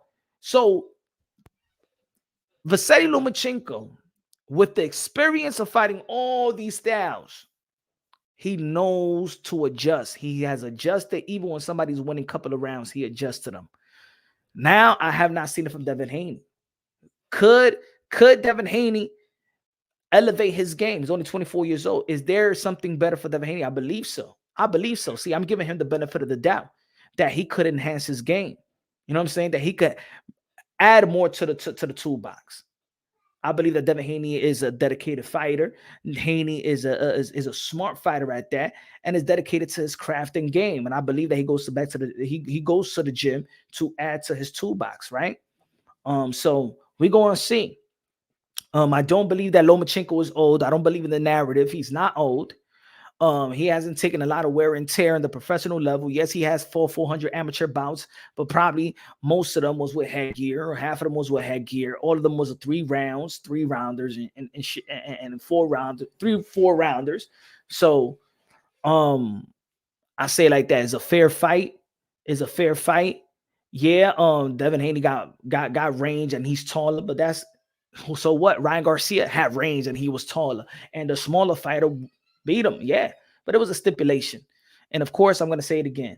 I give a little credit to Gervonta Davis for Ryan Garcia, but I can't give him full credit because of the stipulation. There was no need for the stipulation. I'm going to keep on saying it. It's no hate. I am a Gervonta Davis fan as well. It's no hate on Gervonta Davis. So, but I'm not going to give him the ultimate credit. It was their fault. They put the stipulations in. There was something about Ryan Garcia that they got threatened by, whether it's his size or skills or whatever. Yeah, skill pay the bills. And there's people out there that be like, yo, forget about the stipulation. I did forget about the stipulation. Y'all don't want to forget about the stipulation. I forgot about the stipulation, really. If y'all want me to give him full credit, no, I'm going to bring the stipulation. So don't tell me you want me to give Gervonta Davis full credit because they had a stipulation. No. So he gets a little credit for bringing the biggest fight in the sport of boxing and for stepping inside that ring and still have to fight to win, but not full credit. He ain't beat no King Kong. He ain't beat a champion. He didn't beat a former champion, and he ain't beat none of that, and he still had a stipulation. So no, he wanted an advantage. He wanted an advantage versus a guy that never earned nothing. He wanted an advantage versus a guy that never won nothing. In the end of the day, go to Box Rec. You tell me what Gervonta Davis won at the end of the night. So, come on, y'all. It don't matter. Tank won. Agreed. So too damn bad. Oh man, I'll call, but nobody's. Yeah, he won. He won. Yay! Woo! He won. Yeah, he won. But what you want me to say? He's the greatest of all time. Oh my God. He's on the pound for pound. No.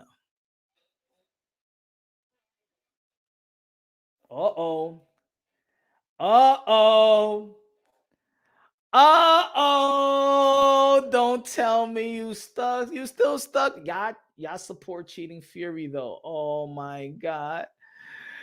We have a delusional in the building. Oh, man. Y'all still butt her over that? You know what?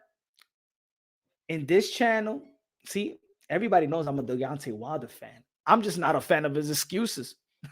Hey, yo, Tyson Fury whooped Deontay Wilder's ass from pillar to motherfucking post in the second fight and whooped his ass in the third fight. Knocked him out. Fair and square, and got you crying like a little bitch. Hey, you still crying? hey, yo, and to top it off, when he was talking all that mess about Tyson Fury, he saw him out there in the Middle East, and he gave a hug Give me a hug, Tyson Fury. Man, please get the hell out of here, bro. Get the hell out of here. All of that popping, all the allegations, all the accusation. He got his ass whooped in the second fight, got his ass whooped in the third fight. He was contemplating retirement. I don't know if I'm going to come back in the ring and stuff like that, man. And then he saw him in the Middle East still talking shit with Ellie Stepback. And then finally he see him again in the Middle East. He said, "Un abrazo, give me a hug, big man." The Bronze Bomber! Oh, no. Shh.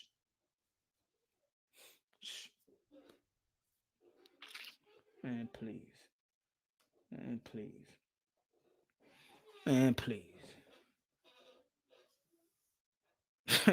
Man, please. I dare you say I wanted another fight. I dare you say that. I dare any Wilder fan say I want the full fight with Tyson Fury. Either you want him dead. That's the next thing that's gonna happen.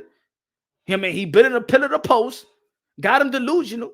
Then he knocked him out, knocked him out cold in the third fight. What you think is gonna happen in the fourth fight?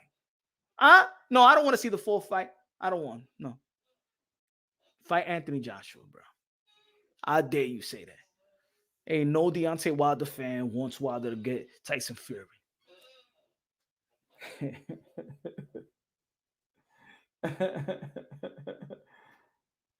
Oh, man. Deontay the bully got bullied by Fury. Facts. And everybody here know I was going for Wilder.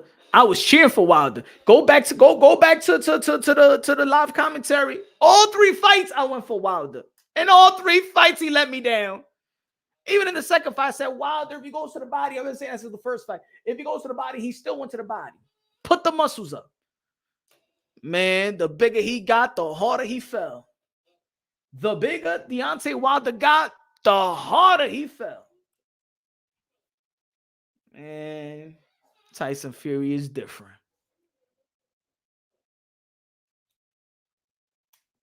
Morrell, David Benavidez. Good. Who's the best, Tank? Shakur. Updated Tio. Hey, yo, I'm saying Tio's ready. Tio's getting ready for his fight. You know? Tio getting ready for his fight.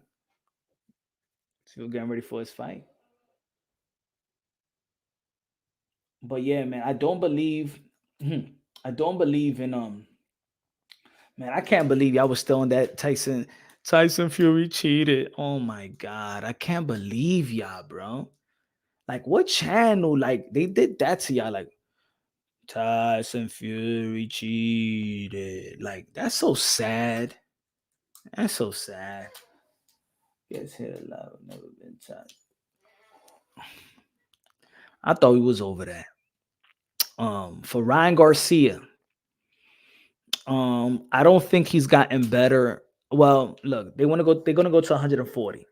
They're gonna go to 140, but it's nothing easy in 140. You still got Matias. You got Matias. He's a champion. So if you want to become a champion, the easy route, go to the WBA. You know what I'm saying? But WBC, you got Regis Prograis. WBO, you got Josh Taylor. And a IBF, you got Matias. Ain't nothing easy.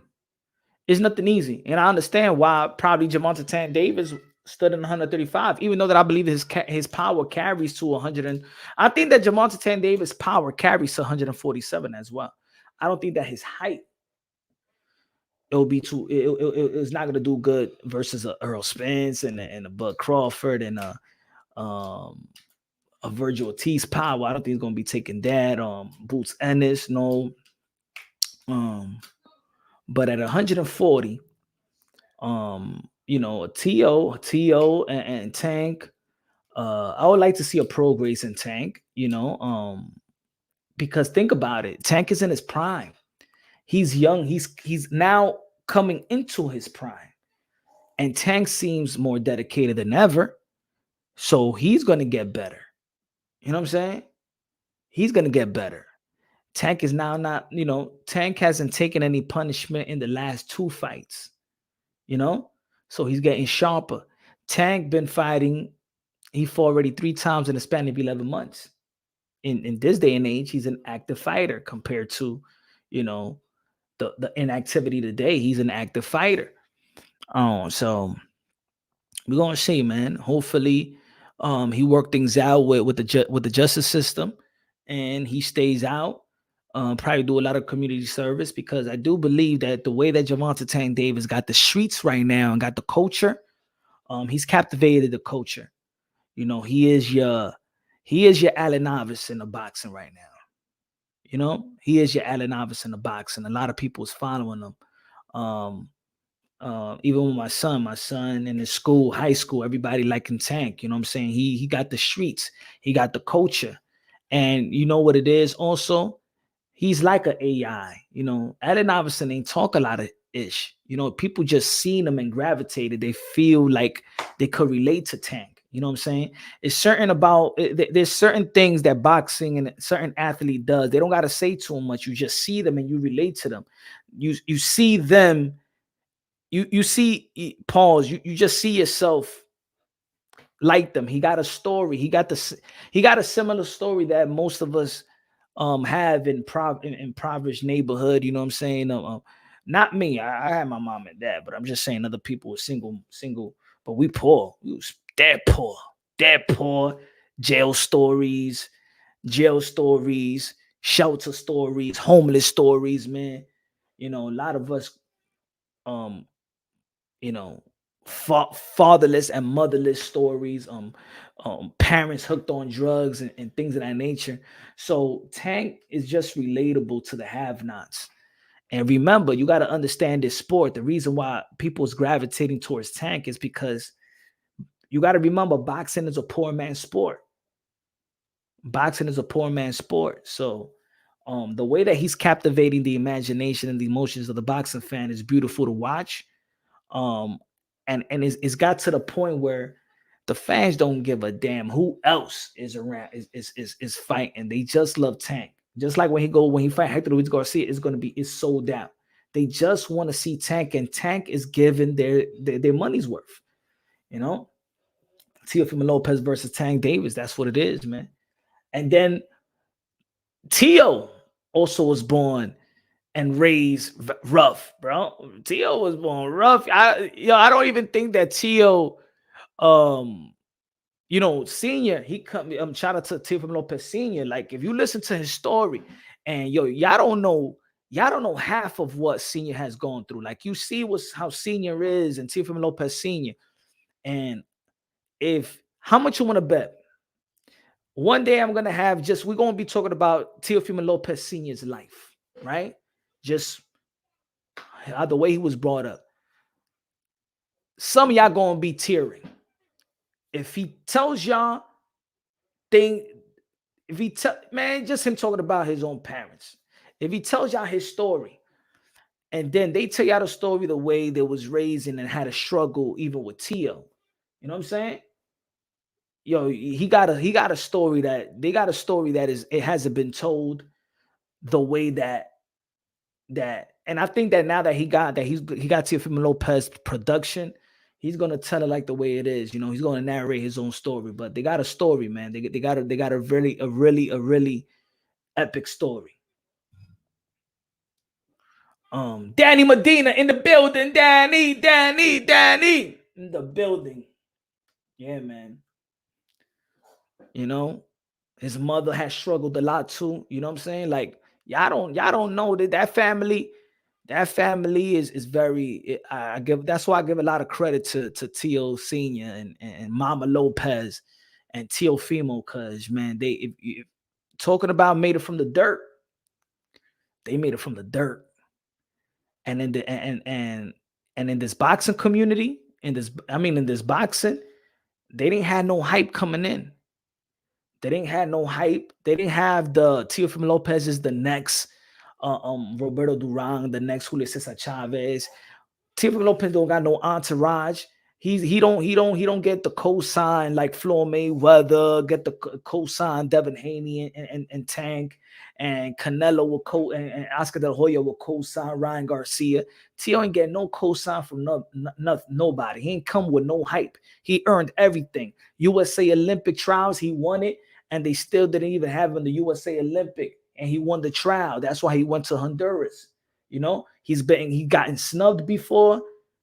You know, so you know, Tio, watch June 10th, man. June 10th, everything's gonna come together again, and y'all gonna be a believer again. Respect, yeah, facts, Paul. Respect to the Lopez family, man. And that's why when people be like, hey, yo, fire the father, fire, man, come on, man. That father putting his son in place, man. Where's Gervonta Davis' father? Don't you think that he wish he had his father with him? You know, even though that Calvin Ford did a hell of a job. Shout out to Calvin Ford, right? Don't you think Shakur Stevenson? Shout out to Shakur Stevenson. Don't you think he wish his father was around him? But this community, look at Bill Haney. Look at the beauty of his career. You think you know why Devin Haney is in the position where he's at today? It's because of his father. Devin Haney's in the position where he's at today. The business decision that he's at, that the reason why he's in the position he's at today is because of his father. The position that Teofimo Lopez is at today, John Taylor, Madison Square Garden, June 10th, is because of his father. Y'all be the same motherfuckers to tell these sons to say F you to their dad and to leave their dad. Or because of one loss, little one blemish, everything that we worked on from day one, you was fighting at the age of 2 years old, 2, 3, 4, 5 years old. You have captured, greatness. You became fighter of the year, train of the year. And because one little blemish, y'all want this man to let go of his dad? What kind of people have this unloyalty type of morality and characteristic? I would never tell a son to fire your dad. Now, I would never do that. That's not my place to say that. Especially when he built that. That's not my place to say that. I don't play with that shit. I do not play with, let go, fire your dad. I don't know, because if anybody would tell me that, they on my team, bro. I don't respect you at all. If I was a fighter and my dad was my trainer and me and my dad accomplished what we accomplished, and you be like, hey, yo, Punch, man, let go of your dad. Hey, yo, you out of here. I might fight you because you disrespecting me. I might fight you. Get out of here. Now, you should be like, yo, I think that, they should add something. You know what I'm saying? They could add something. A strength and conditioning coach, another coach, a second coach, somebody to hold the pass, somebody to tweak things up and help, which they already do. They've always been doing that. But they can fire the father. Usted tan loco, mi hermano. Usted tan loco. You think these fathers are stupid too? These fathers want the best for their sons. That's why they have help when they need it. Huh? Look at Teofimo Lopez. Go to his Instagram right now. Who's the one that's hitting him with a stick in his abs? It's not his dad. They get help. He gets help. They want the best for their sons. Trust me. Just like Sean Porter. Kenny Porter. He'll bring Barry Hunter to help him out. You know what I'm saying? Kenny Porter will bring Barry Hunter, and a great trainer as well.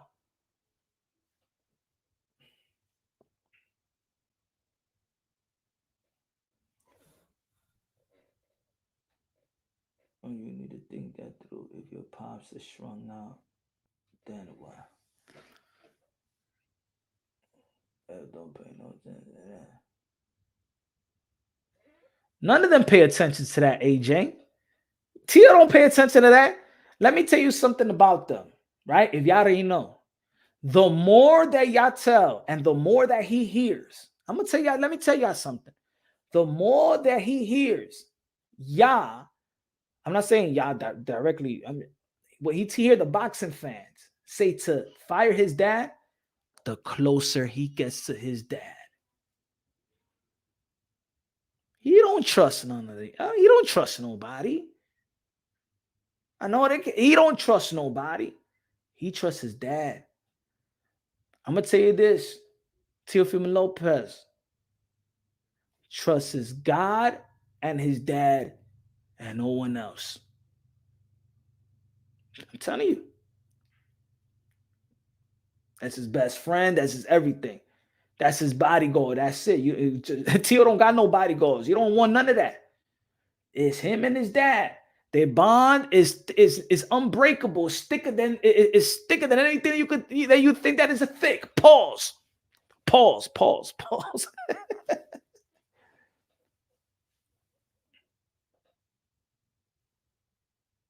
It says who walks in first.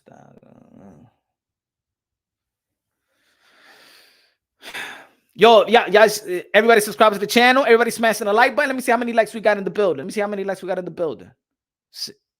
We got 99. Let's get to 100 right quick, man. 100. We got 99. We got 99 people, 99 likes. Can we get one more? Let's hit it. Let's hit 3 digits right now. 3 digits. Let me see if anybody has If anybody has said anything about this. Let me see if Oscar de la Hoya. Wait. Let me see if Oscar de la Hoya said anything.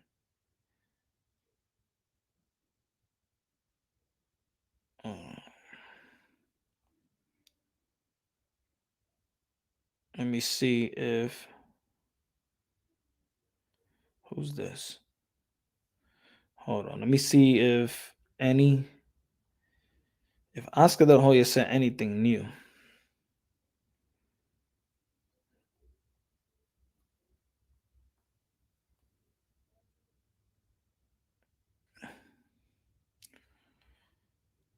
We will dance again one day, God willing. I don't know, man. Just Keith Thurman, Big Joe. Let me see. Keith Thurman posted a picture. Let me see. I could tell you if he's ready. If he's not, I'll tell you if Keith Thurman retired. Let me see. I think he retired, but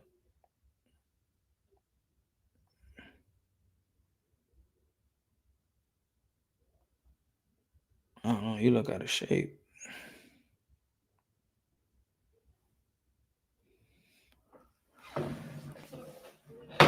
My fault, yo. My fault. High low, Teofimo Lopez, the next frontier of boxing. Good looking out with a super chat. High low, my brother. Gracias de lo mío. Paul in the building. Paul with a super sticker. Con los 4 pesos de plátano. Good looking out, Paul. Appreciate you, man. Appreciate y'all, man. Stan, we still haven't heard no updates on Earl of True Spence and Bud Crawford.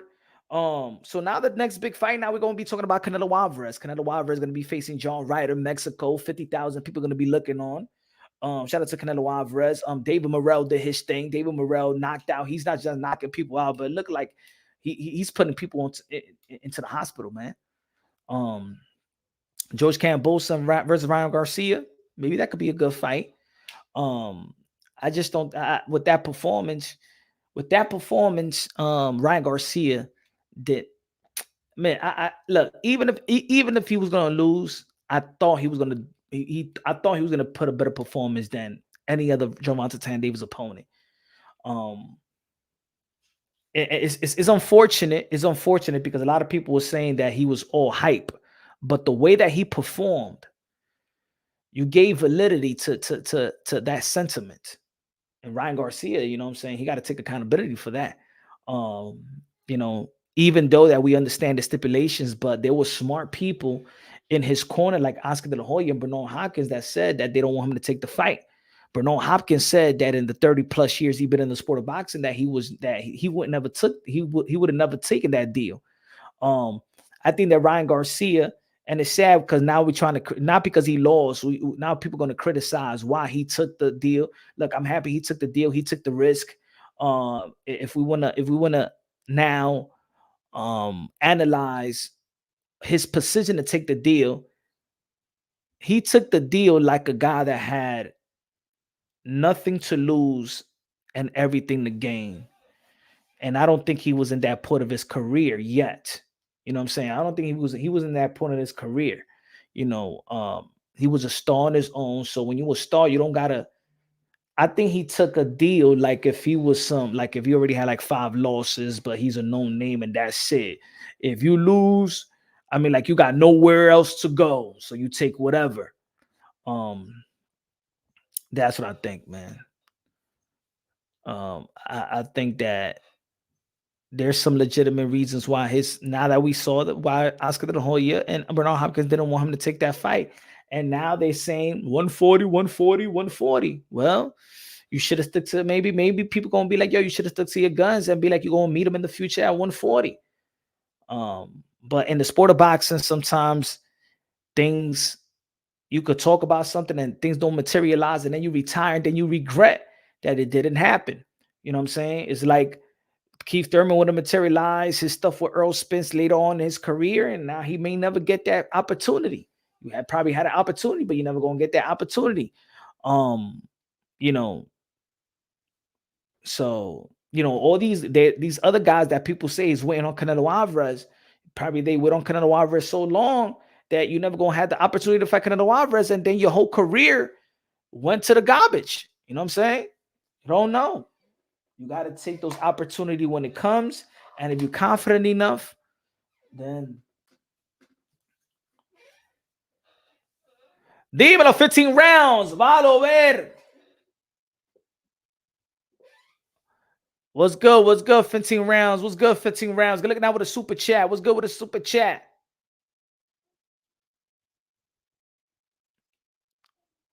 Gracias, gracias, gracias con el super chari chari pari que los 5 pesos de plátano. Ryan problem retires. He doesn't have shine. Man, it's man, it felt like he could have got up. It felt like he could have got up. And I just want to say these fighters, like shout out to Regis Prograis. And I know there's more fighters that think like that always trying to shit on the people, shit on us in terms of y'all don't know boxing. Y'all don't know boxing. You know what I'm saying? I've spoken to a lot of boxers that don't know shit about their own sport. I got to be real. There's a lot of fighters that don't know shit about their own sport. There's fighters out there that don't know nothing about their own paperwork. There's fighters out there that don't even know what rank they're in. There's fighters out there that don't even know what belt federation rank they're in. There's fighters out there that be like, I don't watch fights. So there's hardcore boxing fans that study. They don't got to be in the ring. They study the game. Some of them train. Some of them spar. Some of them don't fight professionally. Some of these guys fought in amateurs. There's a lot of people that's knowledgeable about the game. You know what I'm saying? They don't need to get hit with a body shot to identify that there's other people that's gotten hit with body shots and they have stood up.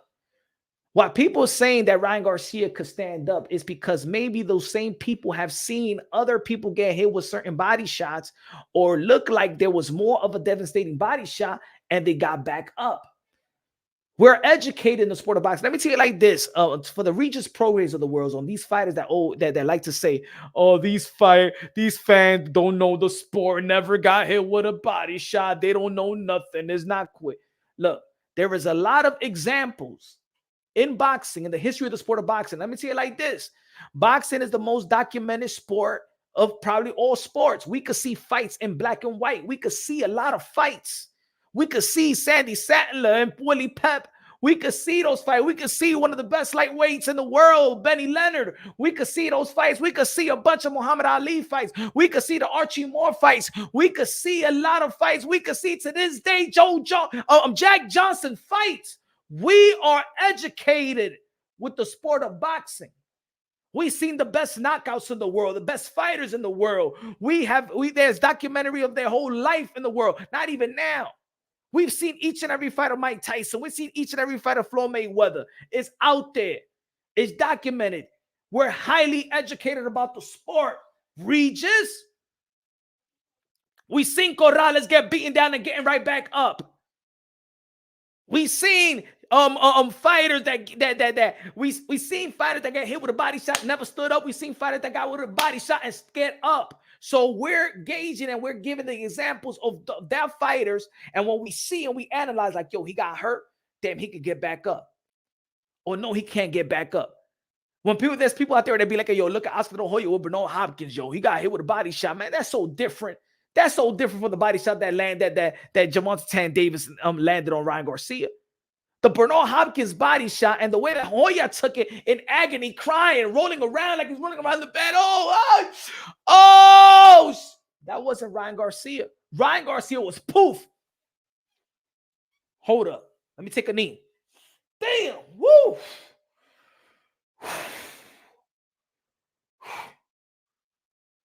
Hurry up and count. God damn, hurry up and count. 8, 9. He said 10 with the ref. 10. All right. It's a whole different way that he took a body shot that the educators of the game said, you know what? Come on. You could have got up and fight. Maybe you just don't know the skill to survive. There's certain fighters out there that's only comfortable in the ring when they're doing good, when they're winning, when they're not hurt. There's other fighters out there that know how to fight when they hurt. There's other fighter out there that they just don't want to live to see another day. There's other fighters out there that wants to die in the ring. There's other fighters out there that get critiqued and says like what's his name? Deontay Wilder, I want to leave on my shield. So people identify that maybe Ryan Garcia is a fighter that wants to live to see another day. And there's another fighter that will remember Gabe Flores Jr. when he was getting beaten up for like 9 rounds straight, getting dropped, getting wobbled. And he's telling his dad, and his dad is telling him, son, I can't see you like this, Papi. Papi, I can't see you like this. I'm going to stop the fight. And he's crying, telling his dad, please don't stop the fight. Remember that fight with Gabe Flores Jr.? And he's crying, telling his dad, don't stop the fight. Don't stop. He's punching his dad. He's willing to die in the ring. That's the difference. So we identify, damn, this guy could take a punishment. This guy want to live to see another day. Ryan Garcia wanted to live to see another day. Is it a problem with that? No, that's a fighter. He's still a warrior. He's still doing something that a lot of us won't do. He still get money the way we don't get money. You know what I'm saying? He's a modern day warrior, modern day gladiator. We respect Ryan Garcia. But when we're comparing a warrior to another warrior, we could say, damn, that dude is a beast. That dude's more of a warrior than this warrior. Not all warriors are the same, right? Not all warriors are the same. Again, it's not about, there's certain fighters that have a pain tolerance. It has pain tolerance. Let me tell you what this guy said. Let me see if I still got it here. I don't know if I still got it. Let me see if it's still here. Remember when I interviewed Keith on Tom Thurman, and he said this. Let me see if I hope I didn't erase this segment. Hold on. Give me a second. So y'all could listen to what he was saying. Hold on. I want you to listen to the way that Keith Thurman said it. Matter of fact, I don't get that. And it's good that I see. That's why I had a good interview. So I had a good interview. Let me give it like this. Let me put it like this. Hold on. Let me see. Where's Keith? The interview I did with Keith. Where is that? Let me see. Yeah, but look at that. There you go. Inside they go, darn it. What the hell was you thinking when you popped your mouthpiece out your own mouth? Yeah. I see him rush me, right? Everybody noticed that body shot affected me. Yeah, right? Yeah. All that hit my mind was, nigga, breathe. You know what I'm saying? Breathe. And I said, I'm gonna take deep breaths. Yeah. Why? I'm not going down. I'm not going down. Thanks. You know, Colossal hit me to the body. It hurts. Sometimes these things, they hurt. Well, so what? I'm not going down. There's a certain pain threshold. And what Colossal hit me with and what Pacquiao hit me with was painful, but it was in my threshold of tolerance. Yeah, you could sustain. It was in my threshold of tolerance. And I just did, that was more fight or flight. Yeah. Inside they go, darn. That's it. That's the answer from another professional, a professional fighter that is known. I believe in this era, the guy that people critique the most of taking body shots or handling body shots is Keith Thurman. Can we agree on that? Can we agree on that? Right? The guy that has taken the most critique and where we're trying to gauge body shots, right? Oh, he's a weak to the body, right? Now we know what's weak to the body. Correct? That's why I said earlier that the narratives come back around. Now we know what's weak to the body. All that shit that people used to say about Keith Thurman, weak to the body, weak to the body. Now you know it's not weak to the body. Now you know it's not weak. He's strong to the body. He has a pain tolerance. He can handle that. Fighters like Ryan Garcia can't. Fighters like Ryan Garcia can't. And then he got the experience to, when he gets hit with a body shot, take his mouthpiece so he could breathe. Now there's other fighters. What did Corrales was doing? What did Corrales do? What he kept on doing when he was getting beaten up by Luis Castillo? He was dropping the mouth guard. Buy him some time. See, when Ryan Garcia is saying that he doesn't have the experience, he also doesn't have the experience to survive. Because if it was another fighter, while he took that body shot, he should have dropped his mouth guard. Got on a knee. Let him count. Then what the referee's going to do? Look for his mouth guard. And then he'll get back up. And then the referee will take him to his corner. And then they will wash the mouth guard and then put it back in his mouth. And right there will buy him 15 to 20 seconds. See, he didn't have the experience. Maybe also the corner should tell them, drop your mouth guard. If this only is only the mouthpiece, I'm sorry. It's only the 7th round. It's only the 7th round. You lose that 7th round. You could win the 8th, you could win the 9th, you could win the 10th, you could win the 11th, you could win the 12th. You understand? And that's why sometimes it's have to have good trainers. And to be honest, who was Corrales' trainer?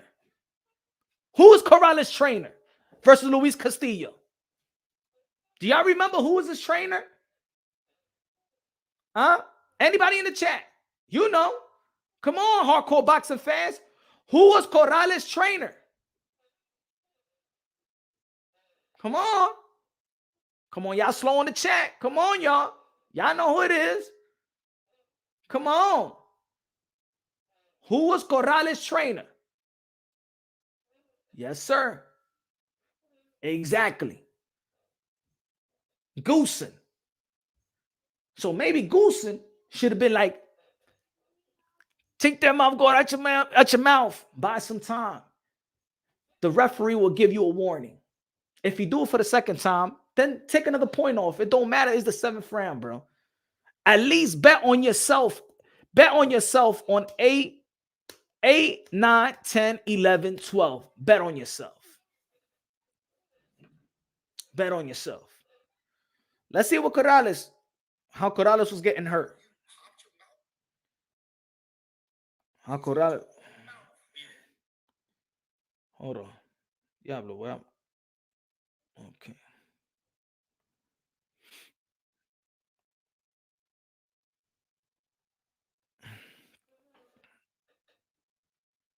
Yeah, I only need it. I don't want to get flagged. I don't get flagged.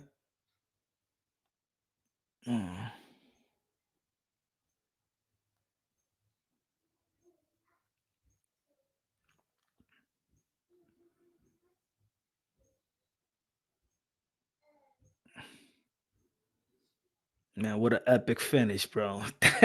Yo, what an epic finish that 10th round, bro. What an epic finish. What an epic finish that 10th round. So, is it fair to us to say that Ryan Garcia quit? No, I'm not going to say he quit. I'm not going to say he quit because I'm just going to say that he's just not educated or experienced enough to know what to do or how to survive. He's just young. He don't know. He don't know the survival mode like that. He know how to get back up from a shot, but does he know how to fight while he's hurt? There's other fighters that will do it. There's other fighters that know how to do it. There's other trainers that won't let you fight if you're hurt. You know what I'm saying? There's other trainers that throw in the towel that don't believe in their fighter like that. There's other trainers that believe in their fighters that when they're down, that they feel like their fighter is good enough to come back from behind, pause, and win the fight. You know? So Ryan Garcia decided that, you know what, it hurt too much. Gervonta Davis, you know what, I also think that Ryan Garcia identified, and I think that Ryan Garcia never been in the experience. He never had the experience to have a fighter that matched his speed. And let me tell you like this. Rorisha the building. And my brother, London Dope Production. Say, yo, Punch, what's good, bro? I think Ryan realized that he was nowhere near Tank level and didn't want to get knocked out to the head. I think that, you know what I think, to be honest? I think that Gervonta Davis defense, I watched the fight again. There was a sequence, I forgot, I don't know if it was the 5th round, where Ryan Garcia, he threw a right and a left hook, and he missed. Like he was missing the whole fight. And Ryan Garcia did something like this, like he was frustrated. Ryan Garcia got frustrated more with Gervonta Davis' defense than his offense, in my opinion. And once he felt like, yo, because think about it. What happens to a power puncher when he hits you with the best shot and you don't go down? It frustrates them. Sometimes they don't even know where else to do. Like, yo, this guy's taking my best shot. Damn, I don't have no experience of a guy. Every time I hit a guy with this type of shot, man, he go down. This man got a damn iron chin. What else I'm going to do? I can't do nothing, man. I'm throwing all the good shots. Like, wow. You know, it's almost like Canelo Alvarez for Bivol. Like, damn, I'm throwing this shot. I can't break this man down like I was breaking down Saunders and Plant and Cannon Smith. I'm hitting him in the arm. I'm hitting him hard in the arm. His arm, he's still throwing punches. Damn, it's not working, right? Same thing with Ryan Garcia. Ryan Garcia never been in the ring with somebody that matches his speed, and also a guy that sees his left hook. If you watch the fight again, it looked like Gervonta Davis knew he was going to throw the left hook before that. He even knew they were going to throw the left. Even Ryan Garcia, you know what I'm saying? He was ducking them left hook like crazy. He was ducking every left hook. He saw that shit flying. Like he knew that shit's about to come. Whoop. Made him pay. Straight left to the solo plex. Landing at will. His defense frustrated Ryan Garcia just as much as Tank landing punches. And if you look at the fight again, think about it. All those straight left to the body. And by the 7th round, and it was more of a hook to the left, right? Because he dipped, and I did like a little demonstration. I put it on my shorts, right? He dipped and boom, land that like a hook left more than a straight left. But think about it, he already softened up his stomach, hitting him with the straight left. He was not even jabbing the solo plex. He was throwing that straight hard left. By the time 7th round, oh man, that shit was soft now. Oh, it was soft. Tank looks like the vintage Manny Pacquiao without the 1,000 left hands. True, man. It feels like every punch that he throws is like, yo, Tank got a torque, bro. He whips them punches, man. His the waist when he throws it, he commits to all punches. Even when he countering, he commits to the punch. Like, look at the replay again. Like, he commits to every punch he throws. He extends, his arm is extended. He commits to the jab. He throws a hard jab. Everything he throws is fast, hard, brings it back, defensive style, good leg. He's very sharp, and I know he's going to be very, very sharp, you know. But his defense was so sharp, man. It was so sharp. I think that Ryan Garcia should have been more, you know what I'm saying? Because you saw that his left hook, Tank's head was like here, and the left hook is like there, like it wasn't even close. Facts, Tony. He knew exactly what he was doing. Risha said, do you think that Ryan stopped jabbing? Yeah, he stopped jabbing. I believe in the 4th or the 5th round, he threw he landed like 3 jabs, but you wasn't setting. You know, the thing is with Ryan Garcia is, damn, I mean, like, yo, you proved Tank right. You didn't even set up the jab. I mean, the left hook. You didn't even throw the kryptonite to the southpaw. You wouldn't even throw a straight right. If I was Ryan Garcia, I would have lead with the 2-3. You know what I'm saying? Right hand and left hook. I wouldn't even lead with the left hook. See, Tank was doing the right thing. He was throwing the straight left.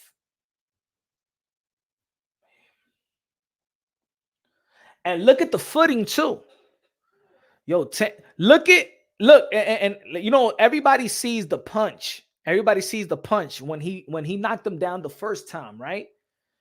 Look where Gervonta Davis got his foot, and look where his foot is at, and look where Garcia foot is at.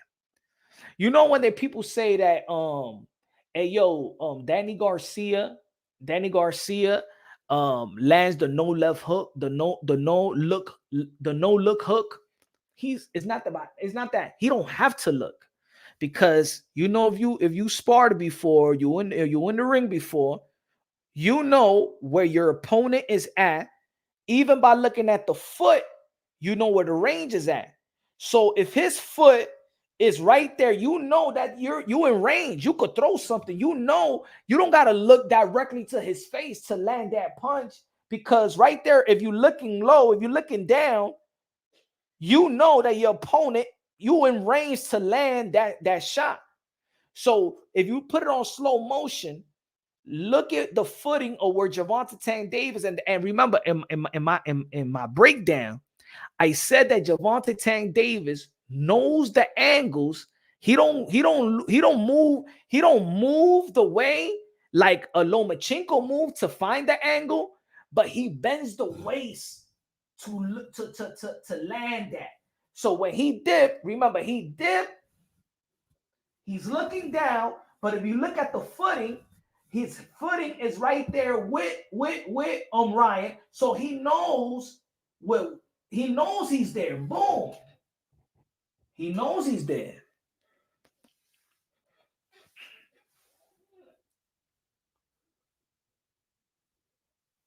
Hey, Punch, how many times did Tito Trinidad get dropped and slapped in the corner in the screen? He got slapped all the time. He got slapped as much as he got punched. I also think it was a huge mistake for Ryan not taking a fight before the Tank fight. Yeah, and even Oscar de la Hoya said that. You got to listen to the pros. You got to listen to the experts too, man. You can't. I know a fighter want to take control of his own career, but you got to take those opinions, especially when it comes from Oscar de la Hoya and Bernard Hopkins. Like, if your attorney's saying, let's do it, and even let's say if Eric Gomez says, let's do it, if Oscar de la Hoya is saying, nah, man, If Bernard Hopkins saying, nah, man, like, yo, you're talking to two Hall of Famers that has fought the best, that has been the best, that has done it all, and and they are one of the greatest ever, not just Hall of Famers. Listen, in the end of the day, they got to think like, yes, we all in business, but I'm not trying to lose too, Ryan. Yes, my best interest is for you to keep winning. We're as a team not trying to lose. You know what I'm saying? So you got to take it into consideration as well. You know, and I think it's growing pains. That's all. This is what you call growing pains. You feel me? How many of us, if I tell you, yo, how's your mother and your father? You'll be like, I love my mother, my father, right? How about if I tell you, how's your grandmother? And you'll be like, hey, yo, man, my grandmother's my heart. A lot of people, even in the chat, how much you in the bed? Most of y'all, you know, and for those that didn't get raised with a mother or father, it's unfortunate, you know, my bad, but I'm not trying to, you know, say anything like that. What I'm saying is that most of us, and now that we're older and we got our own kids, you know, we value the words and the guidance that our parents try to instill in us, and the morals and principles, especially those parents that are genuinely those parents that genuinely love their children, you know what I'm saying? Right? But how many times we didn't listen to them? How many times your mother, your father said something and you probably, man, I'm going to do what I want to do. Nah, it's not like that, but you don't understand. You don't understand. This is my generation and you don't understand this. You don't understand that. And then now you become a parent. And now a lot of the stuff that your parents say, you know what I'm saying? A lot of things that your parent is saying. Like I remember one time my father said, yo, if you don't know how to save, if you don't know how to save or handle $50, how you gonna handle $50,000? So you know when you are a old teen and you're like, damn, you get $50 and then you buy this, you buy your white tee that costs $10 and you buy this, and you know when you got money in your pocket and you young, you always trying to go wow and stuff like that. Then you can't even handle $50 for a week. You know what I'm saying? He's like, man, you can't handle $50. You know how to maintain. If you don't know the value of $50, you don't know how to maintain $50. How you gonna maintain $50,000? What you gonna do with that $50,000? What you gonna do? You're gonna buy one of the cars that you ever wanted, and you're gonna pay it. You're gonna pay like $40,000, and you got this, and you're going on vacation, and then that's it. You blew $50,000. You know what I'm saying? So, and then you know when you got money, you listen less. And especially when you're making more money and then you're more relevant, like put it this way, like Ryan Garcia, his money is coming in. His relevancy is more than Bernard Hopkins and Oscar de la Hoya. His social media platform, his endorsements, his opportunities, there's way more doors opening up for Ryan than it is for Oscar and Bernard at the time. So when you get in gaining power, you listen less. You know what I'm saying? Think about it. When you gain power, you listen less. But also, like, why is Tank and Floyd always on? They're not on the same level, right? But even you could see Tank when he humbles himself, then here's Floyd. You know, is all right to be humble and just take and because in the end of the day, they invest in your money. They're not taking a loss. They're not investing money for you to lose. They're not investing money for you to lose and then, or they want to teach you a lesson. No. So you got to listen. You got to listen to those who did it. But anyway, everybody, man, y'all already know, man. Love y'all for tuning in today. Tomorrow, man, it's going. We at it again, man. We're going every day. Shout out to all the boxing content creators, the one that break it down unbossy, logically and objectively, man. This is going to be a good stretch of boxing. Shout out to everybody in the chat, everybody that smashed the like button, everybody that's supporting the channel, man. Everybody, all the members, man. Thank you. Your loyalty is highly appreciated. Everybody in the chat. Love you. Y'all already know, man. God first, everything second. Have God in your heart. We're all brothers and sisters, sons and daughters of the Most High. Love you. God bless. And on to the next.